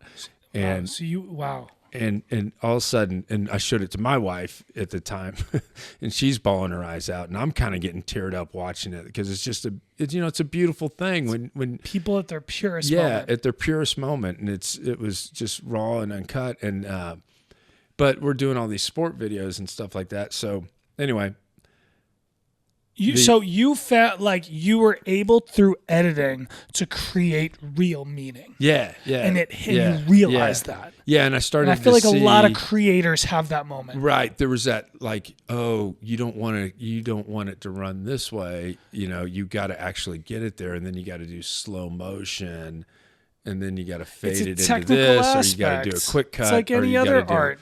You know, when the way, you know, it's You're painting a picture for this guy. Yeah, you're basically doing that. Yeah. And then I don't know, I just kind of had a knack for it, and it's different every single time, and it surprises me when I'm in the editing bay editing things personally myself. Now, it's just like anything. It can be monotonous, and it could be, you know, it could suck the life out of you.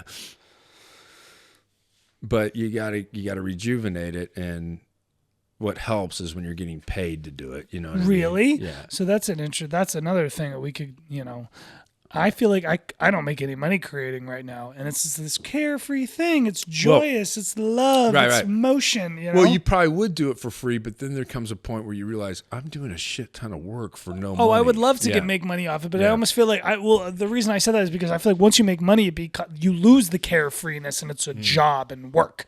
It's a need. I need to fucking go in and 9 to 5. But look at Joe Rogan. And Yeah, look, Joe he- Rogan, I mean- Joe Rogan, like, but also he's a happy accident kind of guy. It's not like he went. I think anytime when you go out with too much of an agenda, oh, I'm going to make it in a podcast or whatever. You don't know who's going to connect with this. You don't know if it's going to make a difference in somebody's life. But just having these conversations, it might make it. Who knows? Right. Who knows? If you go out, if you're an artist and you go out, I'm going to make money with your intention, I feel like more times than not that doesn't work. No. You go out as an artist to create a meaning, Right.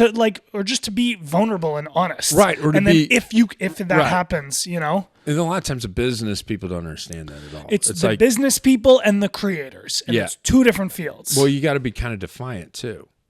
You got to be defiant. Yeah. Like, you know how many times somebody says, "Oh, that's a stupid idea. That'll never work," or they've already, it's like you might have an idea percolating. It's like you're trying to pitch this concept that you have, but you don't have it all kind of figured out or whatever. But you just want to talk through it with someone, and somebody will be like, "Oh, they've already done that." Well, yeah. You don't think that I deal with that in bar life too? All the fucking time? No, it's all the time. Everybody knows everything, and it's like. Yeah. It's like, well, they've already written a song about love.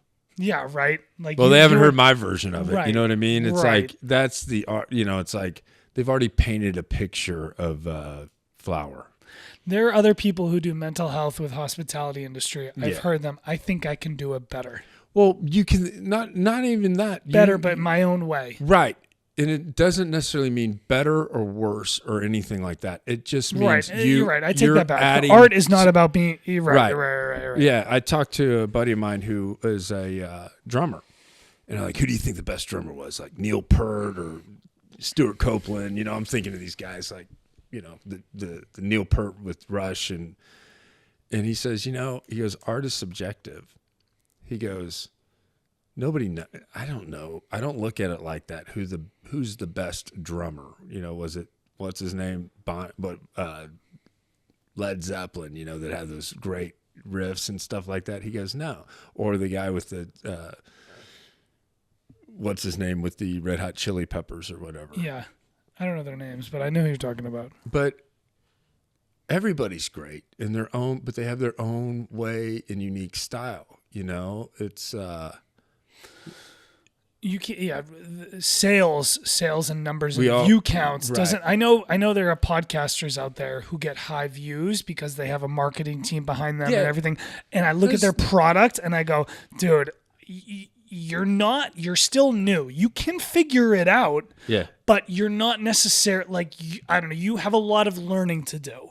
And then there are the artists who are amazing, who are the talented underground people who are about the art, but they don't have that marketing backing behind them. Right. And so their numbers, a lot of people don't hear. I feel like that's kind of Stout. Stout is this great it's one of the best bars in the city. Right. But they're not tooting their own horn. We're not the Fields. Yeah. We are not marketing out the ass. We are not widespread. We are a little known hidden gem. Because we have a great product, but we don't have the marketing behind it. But if you go and market it, then it changes it. Almost fucks up the great gem discovery that you can get when you go there and the authenticity of it. Facts. And all of a sudden, it's like, what? You got all these bars down in the gas lamp or whatever that are really fucking trying hard, and they're struggling too. It's almost the marketing with bars can change up your customer clientele. It can change the whole vibe of the place. I talked to a creator who does social media for Elizabeth. His name's Gabe. He's fucking great. I ran into a bar. We were talking about this. You up your social media. You actually do get more people in there. It can change the culture of these places. That's a real thing. Well, there's a guy in Kansas City. His name's Steve Brentano. He started Tanner's. And there's Tanners everywhere, but he partnered with his buddies. Basically, he wanted to have places he'd go drink beer, and wanted major alcohol. Like he has like 30. All he drinks is Miller Lite, and he has like 30 of them a day. He went to the doctor. Somebody was telling me. I know. Yeah, I'm familiar with people like that. But he's a life of the party. He's always got fucking great things to say, and he's carefree, he's making a lot of money, and he's just living his life, okay? But that's what he does. I'm not here to judge him. I'm not here to say that's right, wrong, or whatever. I'm kind of jealous in a way. Not necessarily, you know what I mean? But he's a good guy, and I've had really good conversations with him. Anyway, long story short, he always partnered with his buddies to start the other one. So it was more important that everybody got a taste of that success of the bar, owning a bar, than it was for him to say have all the power. And he always hired people that were behind the bar. They were always like pretty young girls who, you know, just knew how to handle themselves and treated the customer. And so we would bring these guys in that were, you know, I don't know. It was pretty cool. I gotta use a restroom. Do your thing. Do your thing. The camera's definitely about to die because we're at 1:50. It's never lasted this long. Let the action come to you. Don't try to force it. Yeah. Is your clapper so you know where to. Yeah. Let's go. Hold on. Is that what you do? You do the multiple clap? See the spike. So I've only always done one. Well, in Final Cut, what's cool is you can take the camera audio with the clean audio and you can just highlight those two clips. Right, the sync. He synced with a clap. Yeah, that's why I did that. Sync it. But not even with the clap. Oh, there's a button. You just take the like if you've got the audio files and with the camera files, you just hit synchronize clip and it just does it. Right. For you. And then you turn off and it synchronize both audios and you just turn off the dirty audio, which is the camera audio. That's what I do too. I was taught though, just the clap is how I did it. So cheers. Cheers. Cheers. Coors lattes. What was the question? What have I learned about myself? Yeah, I'm curious. Like, you're encouraged to ask any questions you like. No, it's really, what are you discovering about yourself in this process doing this? Like now you're in action and you're moving, and so you could be guided a little bit, I guess. Like you're guiding yourself. So the long-term question for that, I think, is just like, you got a great energy. Thank you. You're really good. I mean, okay, so the long-term version answer to that question is resilience, because this is an idea that I first came up with 6.5 years ago. And a lot of people can look at that and be like, dude, what the fuck have you been doing for 6.5 years? I've been trying and failing at a bunch of different creative shit. Mm-hmm. And it's about self-confidence and self-esteem and overcoming adversity and self-doubt. And I'm at a confidence level with myself and my creative work that I've never been before. So in the long run, that's what this is about. And that's the theme of this podcast that I'm trying to put out, is for other people who have tried things and who have passions, who are failing and who don't have coaches and who don't have mentors.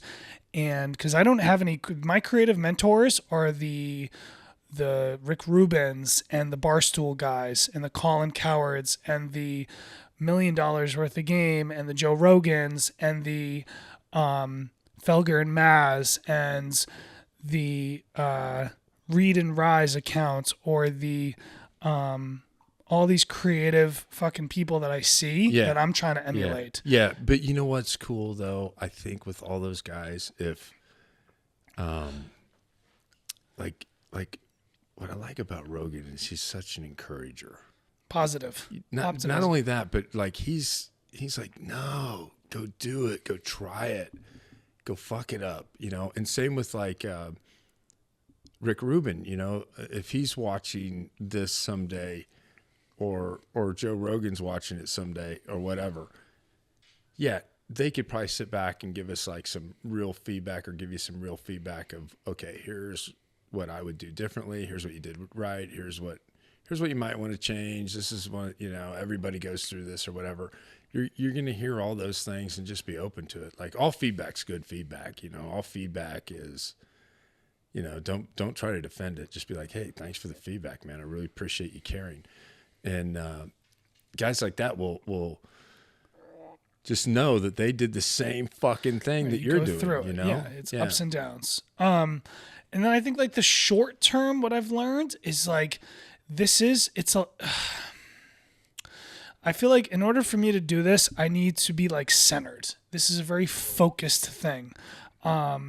It's a lot. It's the all from coming up with an idea of what I want to talk about, prospecting, who do I want to talk about, coming up with notes and bullet points and ideas. I had written 30 pages over the last couple months of just ideas of word splatter. And then coming up with the idea, reaching out, walking into bars saying, hey, I know you, I want to interview you. Will you do this? That vulnerability, that's fucking challenging. All the way to the aspects of the camera, the Zoom H6, the microphones, the audio levels, the lighting, then there's the editing, the audio editing, the video editing, the logo I gotta create, the sound I want to have as an intro. Then that's all the things surrounding this process of you and I actual conversation. Yeah. And this process, it's just like, it is kind of a fucking beast, but it's obtainable. Yeah. And I think like I'm learning, like, it's like I'm finally at a point where I can do all that. Well, everything's a beast up front. You know what I mean? You got to think about like, yeah, it's very attainable, and it's don't think of it like a beast. Just think of it like, I'm going to figure it out. And this is going to be, every day this is going to get easier. I think I used to look at it as if it was Mount Everest, and now I'm starting to look at it as if it's cows. It really is. You know? It's like, but if you're a Sherpa and you're climbing Mount Everest every day, that's like, you know it like the back of your hand. That's like your job. You get sick of it too.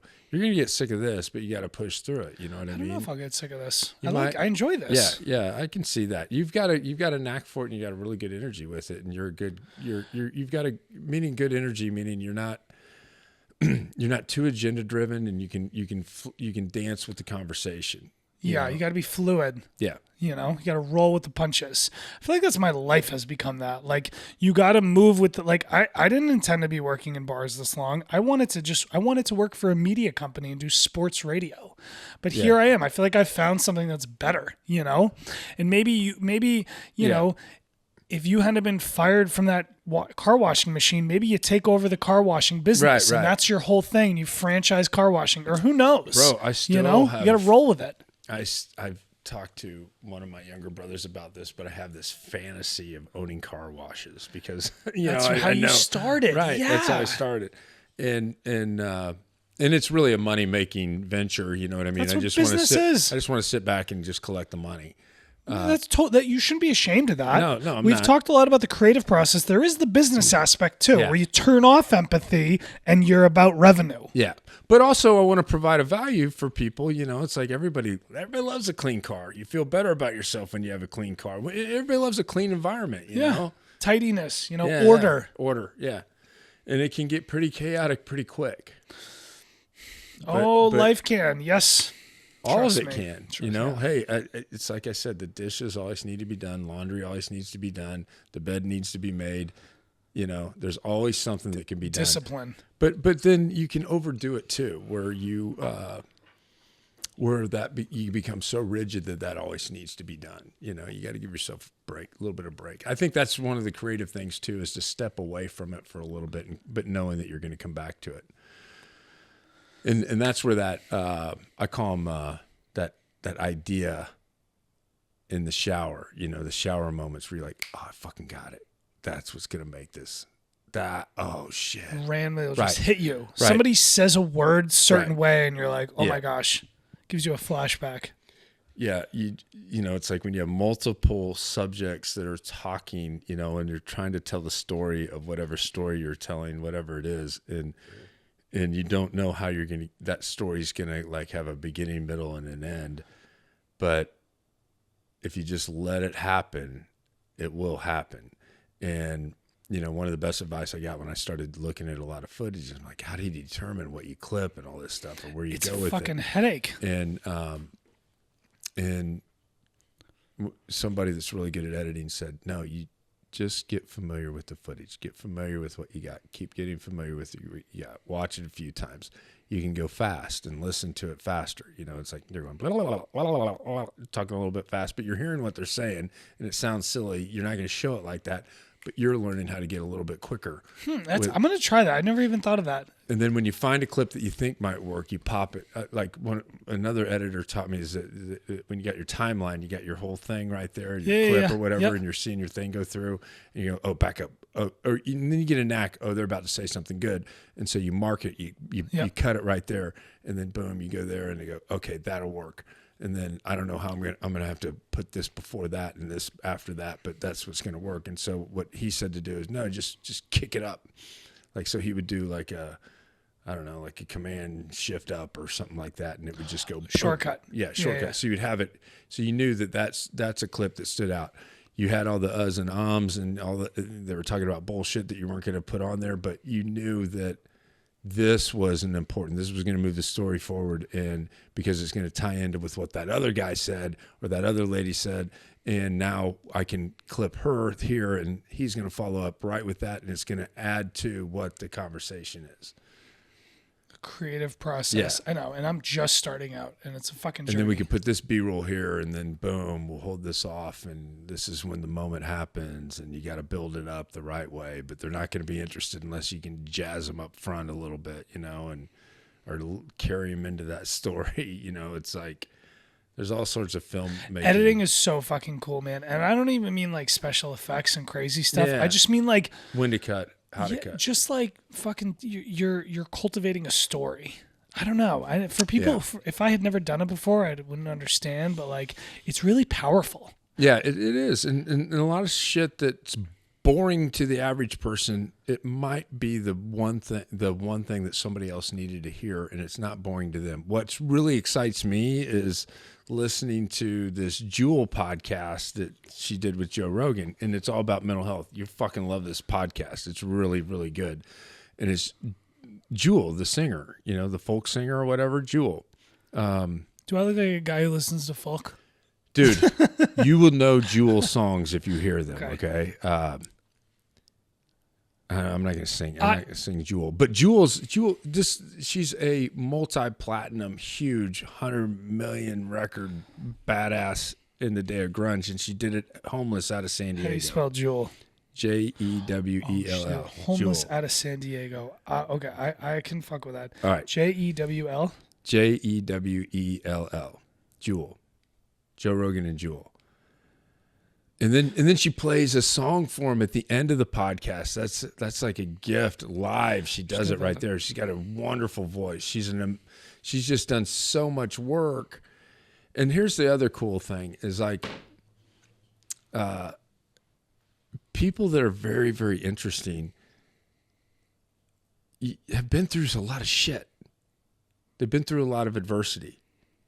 So you kind of, you know, and it's okay not to go through adversity, but the most interesting people I know have had to overcome some pretty serious shit. Yeah.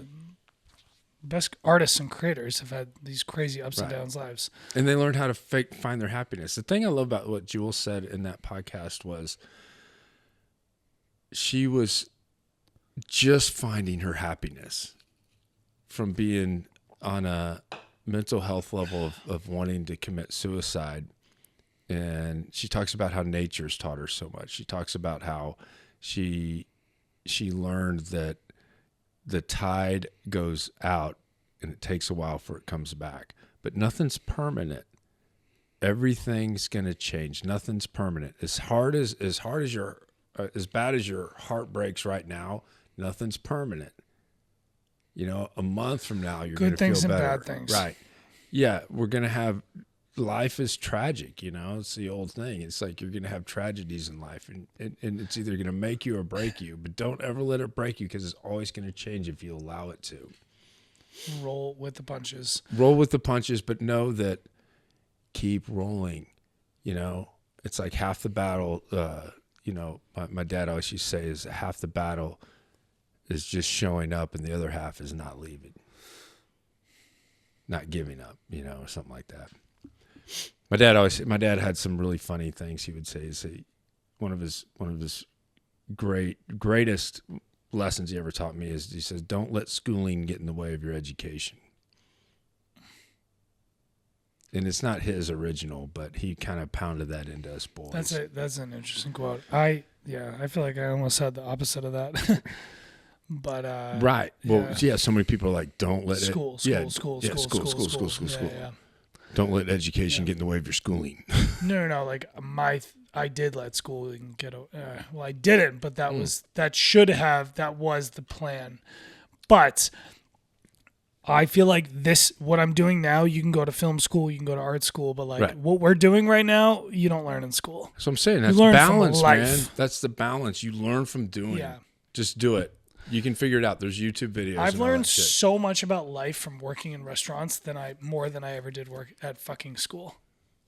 So much more about life, not about like biology or math or business. Yeah, but like human beings. just like life lessons I've learned from working in sports bars and taverns and pubs. I've learned so much more than I did. I mean, yeah, Really? I think so.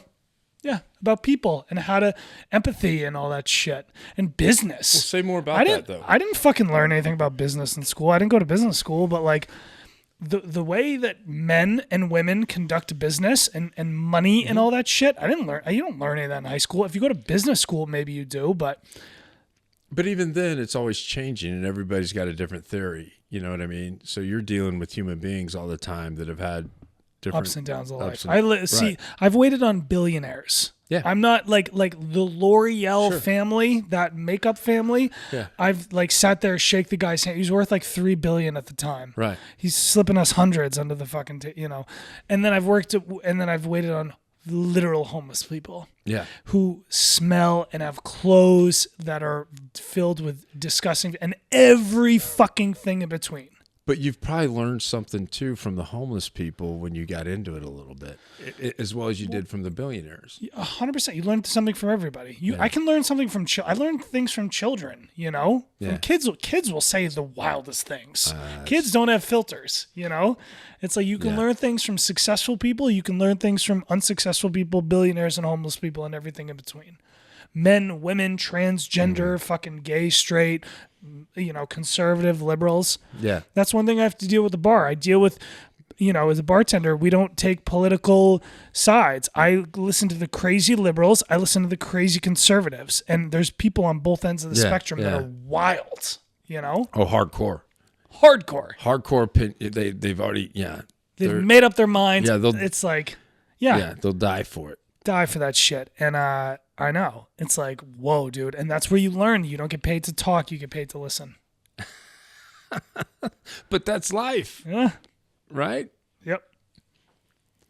And there's, how do you become a better listener? Well, I think what you said is a curiosity.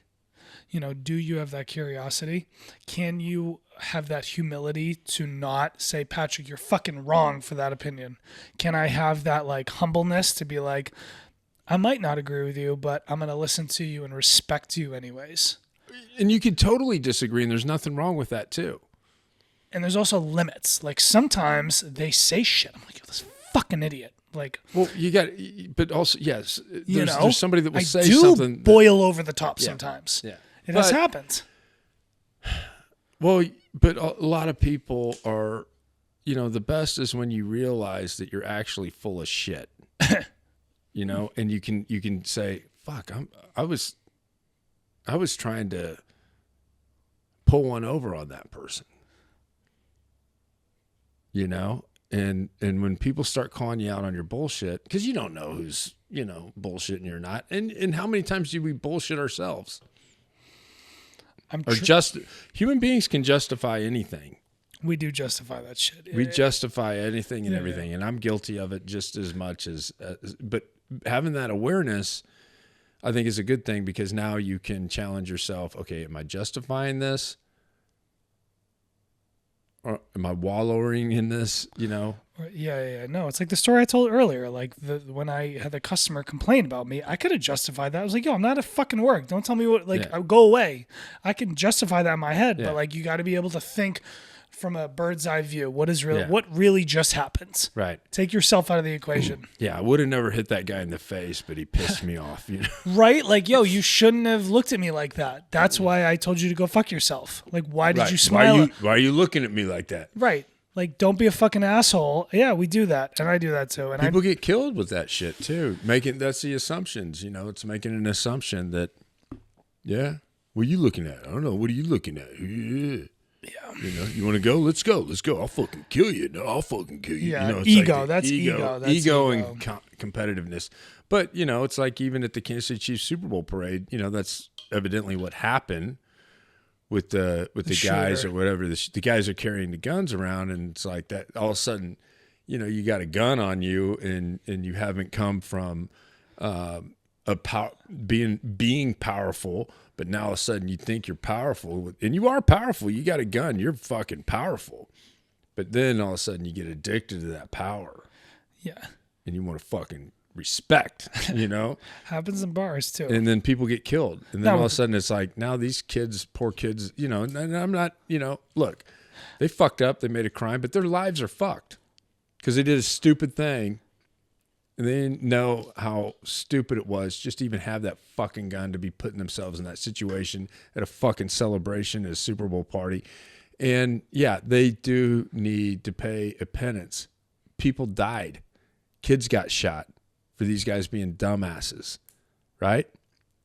On the flip side of it, it's like, if anybody can learn from that, put the fucking gun down and, you know, find your power.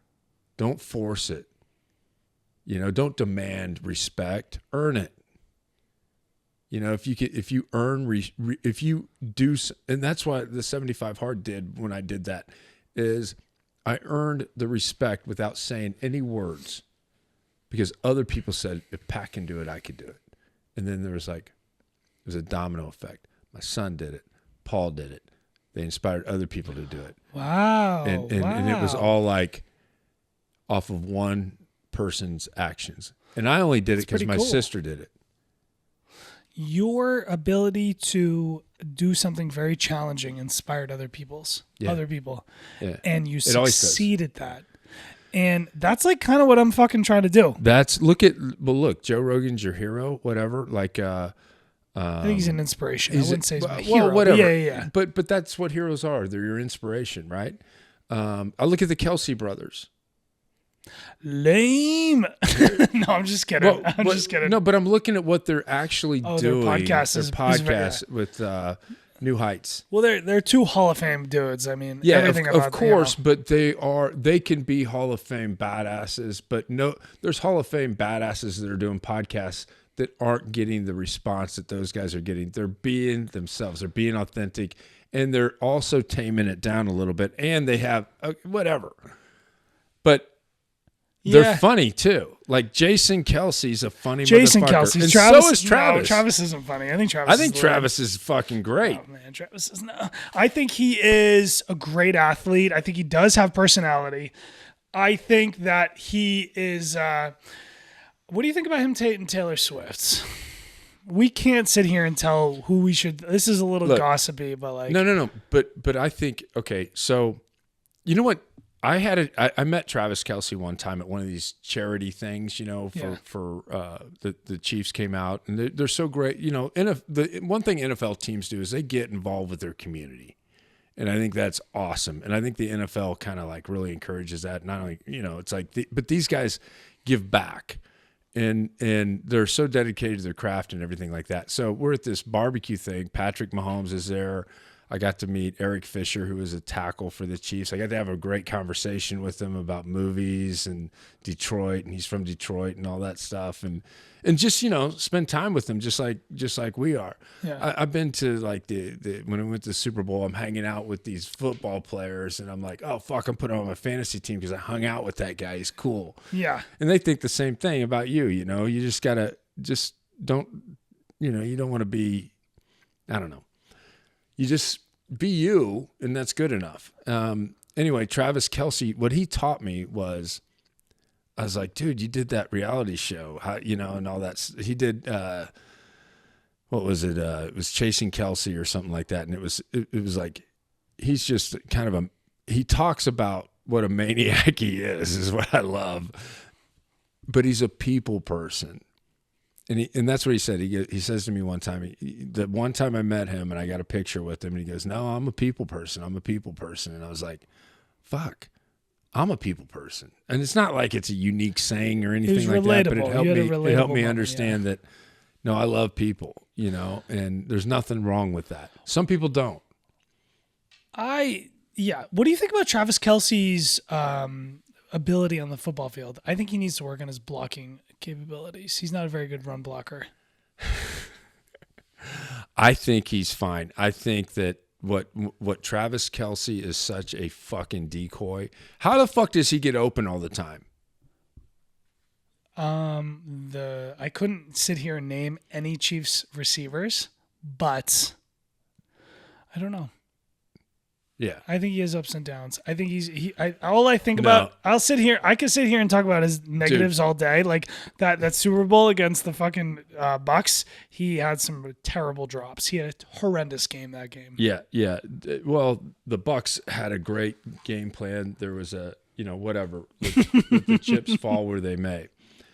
I know you're riding high right now. I don't care. No, but I'm saying like Gronkowski, great blocker. Great. Like unbelievable. Like just a massive Remember when he threw the dude out the club on the Colts? Threw him out the club. Yeah. and funny guy and fun and all that stuff. He's authentic. But I love seeing Gronkowski on the Kelsey's podcast and all those guys seeing those two together. And Travis Kelce will give Gronk all the props and everything like that. Like that's what I like about the tight It was really ends. interesting watching those two guys interact because they're competing against each other for legacy. They really are. And Travis has still got it going. But ultimately, Travis Kelce, I think he's gotten to a point where he does not give a shit about what you think. I would say most guys in his position don't. Well, I Right? think he cares, but look, when Jason Kelce retired, do you think he was fake crying? I didn't fucking watch. I don't know. Yeah. That's what I'm saying. You don't have an interest because there's like a personal opinion and shit that goes on there. But to see those guys cry for each other, and you hear, I follow the Chiefs, right? So I follow all that stuff. I see the inside and all that stuff. The Chiefs, by the way, have an incredible production team internally. Really? I'm talking Emmy Award winning. These guys are phenomenal. They have a show called The Franchise. And look, you may hate the Chiefs, but if you watch this show, I can respect that. Fuck yeah, dude. I totally respect that. They tell it like beyond like an NFL film story. It's like the Netflix series Quarterback. These guys do this every 2 weeks. I love that. And from a fan base, like if the Patriots did that, for you would love it, man. So you get to see behind the scenes and what these guys are doing, what their families are like, what their deal is, and of course they're on camera. And everybody says, well, he's just doing that because he's on camera. But you can only fake so much. You know what I mean? Your real personality is going to come out. If you're an asshole, you're a fucking asshole. And it's okay to be an asshole. Your real personality will come out. Yeah. I've learned that from working behind the bar. Yeah. Yep. Yeah, you can't fake sincerity. So it's like can I say I see that with there are these bartenders out there. In the world we are in today with social media, there's like celebrity bartenders. And in a city like this, really? Oh yeah. It's all about social media and shit like that. Yeah. And they promote themselves and they have all these awards and shit. Yeah. Oh, it's so fake. It's so fake. Emmy Award winner. So fake. And I go to these guys' bars. Fuck yeah, baby. Look at that. Chiefs. That's the one. Yeah, that's his middle finger represents the one that he lost to Brady. You like that ring? So I do see these guys, and they promote themselves so well, and they get all these Instagram followers and all this crazy shit. And then I go to their bars and I watch them do what they do, and I realize that it's all a fucking smoke and mirrors. Yeah. Not all. Well, but a lot of it is. And I sit there and I go, the core concepts, you still need to work on that. Okay. And I never would say that out loud to them. But get curious about them. Now, how did you decide to do this? And also find the respect in what they've actually done that you're not respecting. It's not that I'm not respecting it. I think in my mind, I'm like saying, there's the promotion and the sales side, and then there's the art. Yep. And the bartending versus the promotion. And there's a difference. Yeah. There are some old school bartenders in this city who are fucking great bartenders, and I have so much respect for what they do, and they have zero sales and social media presence. And then there is a lot of people who fucking jack their social medias up, and they're these gods, and they do all this shit. Yeah. And then I watch them work, and I'm just like,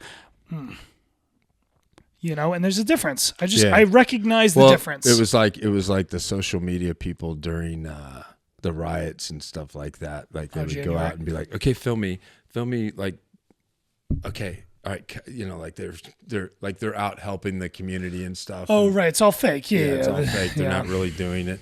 And that's where, you know, people are just doing shit to make money. And I get that. We all got to make money. We all got to do shit for a living and everything like that. But it's like, provide real value, not fake value or perceived value. You know, it's so much harder to do. You know, that's a good question. That's a good sentence right there.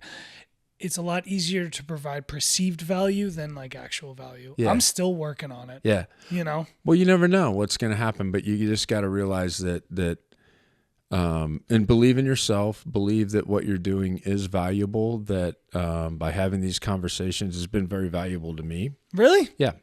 Yeah. Just to have a conversation with another human being, I think is fucking awesome. Like, I love it. It's one of my favorite things to do. And I love that you're willing to do this. You know, it's like, I mean, shit. You know? I think you have a lot of wisdom to give to people. Yeah. That's why I'm sitting here, and I'm not pulling dudes off the bar stool at the bar. Well, I think everybody's got wisdom, but I appreciate that. That means a lot. Not and everybody I've heard knows that how to by communicate other people, it appropriately. Yeah, you know, don't. Well, you don't, and you do, but you just not everybody. No. Trust me, dude. Yeah. I get paid to listen to fucking people. Yeah. Well, you got to get over yourself a little bit. Like, I got to a point in life where I don't think I'm better than anyone, but I don't think I'm worse. And, you know, the hardest thing for me sometimes is to believe that I'm not worse. The better than's easy. You know what I mean? Like, I just like people. Like, I fall in love with people. And I pull for people. And I know, but you know, it's weird, you know, just talking about this, like I'm discovering this in this conversation. I love people so much sometimes that I don't want to fall in love with them. It's like surfing. Everybody's like, Pat, you got to go surfing. You got to go surfing. You're going to love it. I know I'm going to fucking love it, but that's why I'm not going to do it.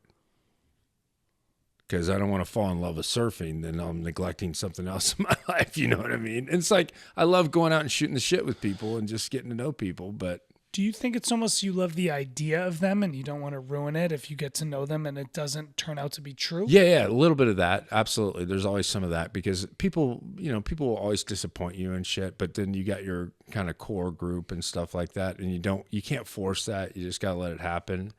It's kind of like, you know, it's like you know, if you're single, right? So you meet somebody that you really fancy or whatever, and you think she's, and you guys are clicking and stuff like that, but you don't want to overdo it and ruin it. You just want to just have fun with it for a little bit and see what happens. Well, there's almost like you don't want to be too vulnerable too fast with people because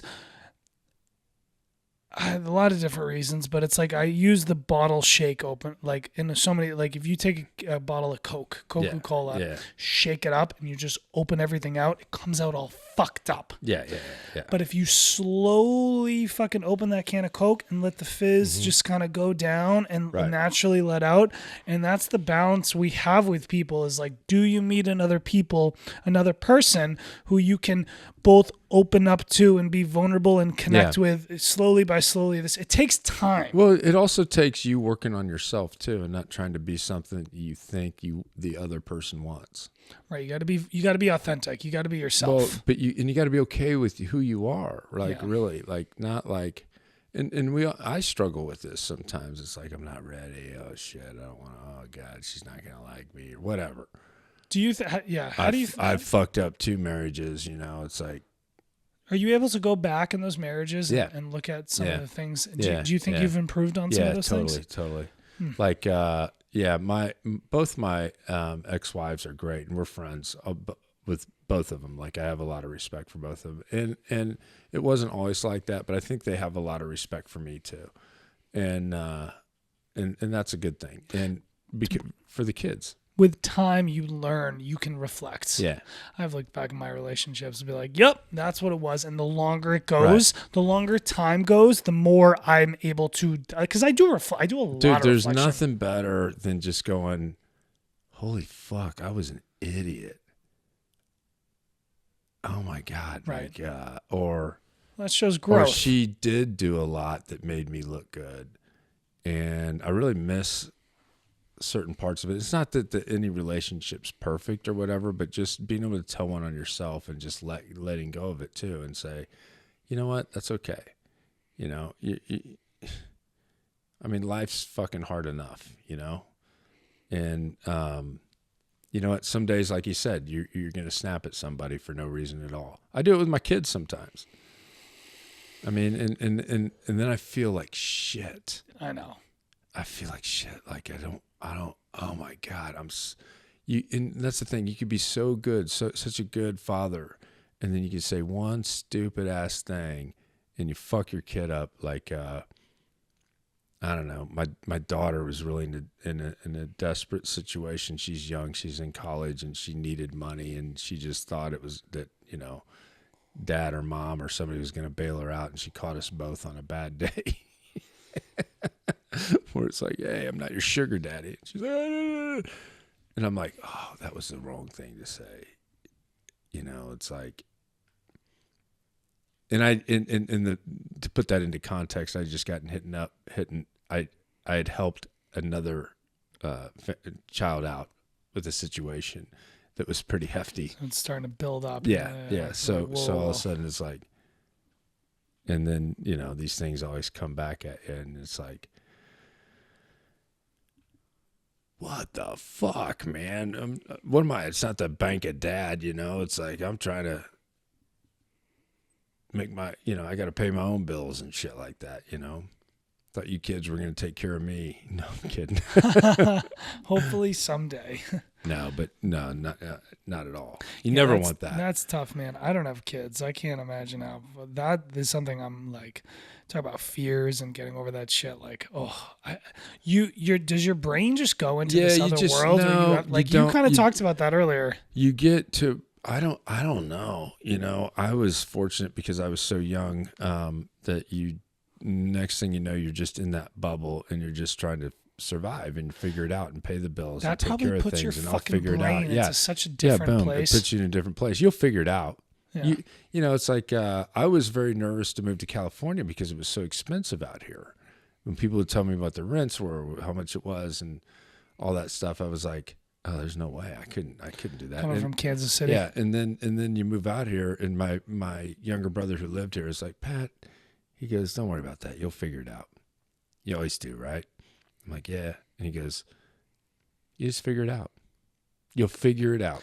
Life goes on. Yeah, life goes on. And you know what? You just protect and you provide and you take care of people and people take care of you, and you have grace and you have humility and you have power and honor your word. Do what you say you're going to do. Work ethic. Don't act like a know-it-all, even when you think you know it. You know, take the case that you don't even know your family members as well as you think you do. I think that it's a pro and a con for me.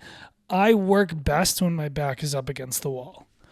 But the unfortunate part about that is when my back isn't against the wall, my brain goes, what's going on? And it puts it's like I go into this like fucking panic mode where I'm like, you need to create dysfunction in your life in order to grow and succeed. Okay. But see, that's a cycle. Like my dad. It is. I would say shit like that to my dad, and my dad would be like, yeah, Pat, you're very unique, just like everybody else. So my point is, what you're experiencing is what everybody experiences. You know, it's like, fuck, I won't study for the test until I have to take it. Right? Then I'll cram the night before. You know, and we all do shit like that. And there's nothing like, fuck, man, it's like Patrick Mahomes needs to get behind You think before so? he starts winning. Do you think so with him? Yeah, I think he's got to feel it. Michael Jordan, same way. It's like most competitive people, it's like all of a sudden, it's like you think you got it. Well, now you got to come out of it and prove I it. don't know. I wish I could fucking just like do life without having to be like. Yeah, just own it. Just take advantage of it. Put pressure on yourself. That's then. what locked me into this podcast. Yeah, like no. Fucking, One thing I want to say about this time is slipping away. Your commitment to this is very admirable because you were a stand to get this done. You were a stand to get it done. This would not have gotten done if it was left to anybody else. Okay? So pat yourself on the back, whether anything comes from it or not. Who gives a fuck? Right. It's about the work. Just keep going. Just keep going. One One step at a time. And then you'll get support. People, when you get a little bit of sponsorship, a little bit of money or whatever, and you provide value through these conversations or whatever. Or you start to get an audience. You start building that stuff. Then, and it's going to be discouraging because you're going to be like, fuck. Only 6 people watch this. Oh, I've experienced that. Yeah. Oh, this is not the first and time. I got a negative comment like, hey, good job. Yo, this is my 3rd big iteration of this, and I've done stuff in between that too. I've already launched. This isn't my first podcast. This is how I know how to do all this shit. I know. So it's like, but it's not as intimidating. It's getting easier. It does get easier. It does. I know. You learn. Yep. Well, have we used up all our words? I think so. That's what I used to say. My wife would come up and she'd be like, "You just want to talk?" And I'm like, "Babe, I used all my words today." So, dude, that's how. Yeah, I can't think anymore. At the restaurant, try having a girlfriend and like working a 12-hour shift behind a bar and going home and fucking like listening to your girlfriend all night. Yeah. I know you probably feel that too. Selling cars, all that shit. It's exhausting. It really is. Yeah, but also, you got to give yourself grace. And, my son, my 30-year-old son, is doing great. He's doing a great job. Like, he's really good. But it's been cool to get to know your kids as an adult, you know what I mean? And the funny thing is he'll say something like, you know what I do? Is I just tell her, you know what? I know you want to talk and everything like that. Babe, I've been dealing with stuff all day. Just give me a minute. I promise you I'll come back and everything will be fine. But just give me a minute just to decompress. And I was like, oh, you're so wise. He goes, you know who taught me that? I go, who? And he goes, you. And I'm like, oh, fuck. Okay. So I'm learning my own lessons from my kids. That's pretty cool. That's pretty cool. No, but it was so valuable at the time when he shared that with me. And I was like, wow, that's really fucking wise. And it all comes back, And go take a walk. Go be in nature. Go just breathe, man. Don't fucking worry about it. Clear your mind. It's like, this can, when it's full, you can't pour any more into it. But when you empty it, now you can pour stuff into it. So you gotta sharpen the saw. You gotta let it out. You gotta take time to sharpen the saw, let it out. That's all I got. Well, thank you. I appreciate you coming on. I appreciate you, man. Thank you. Learning things from you, I think other people will too. This is not gonna be the last time you come on the podcast.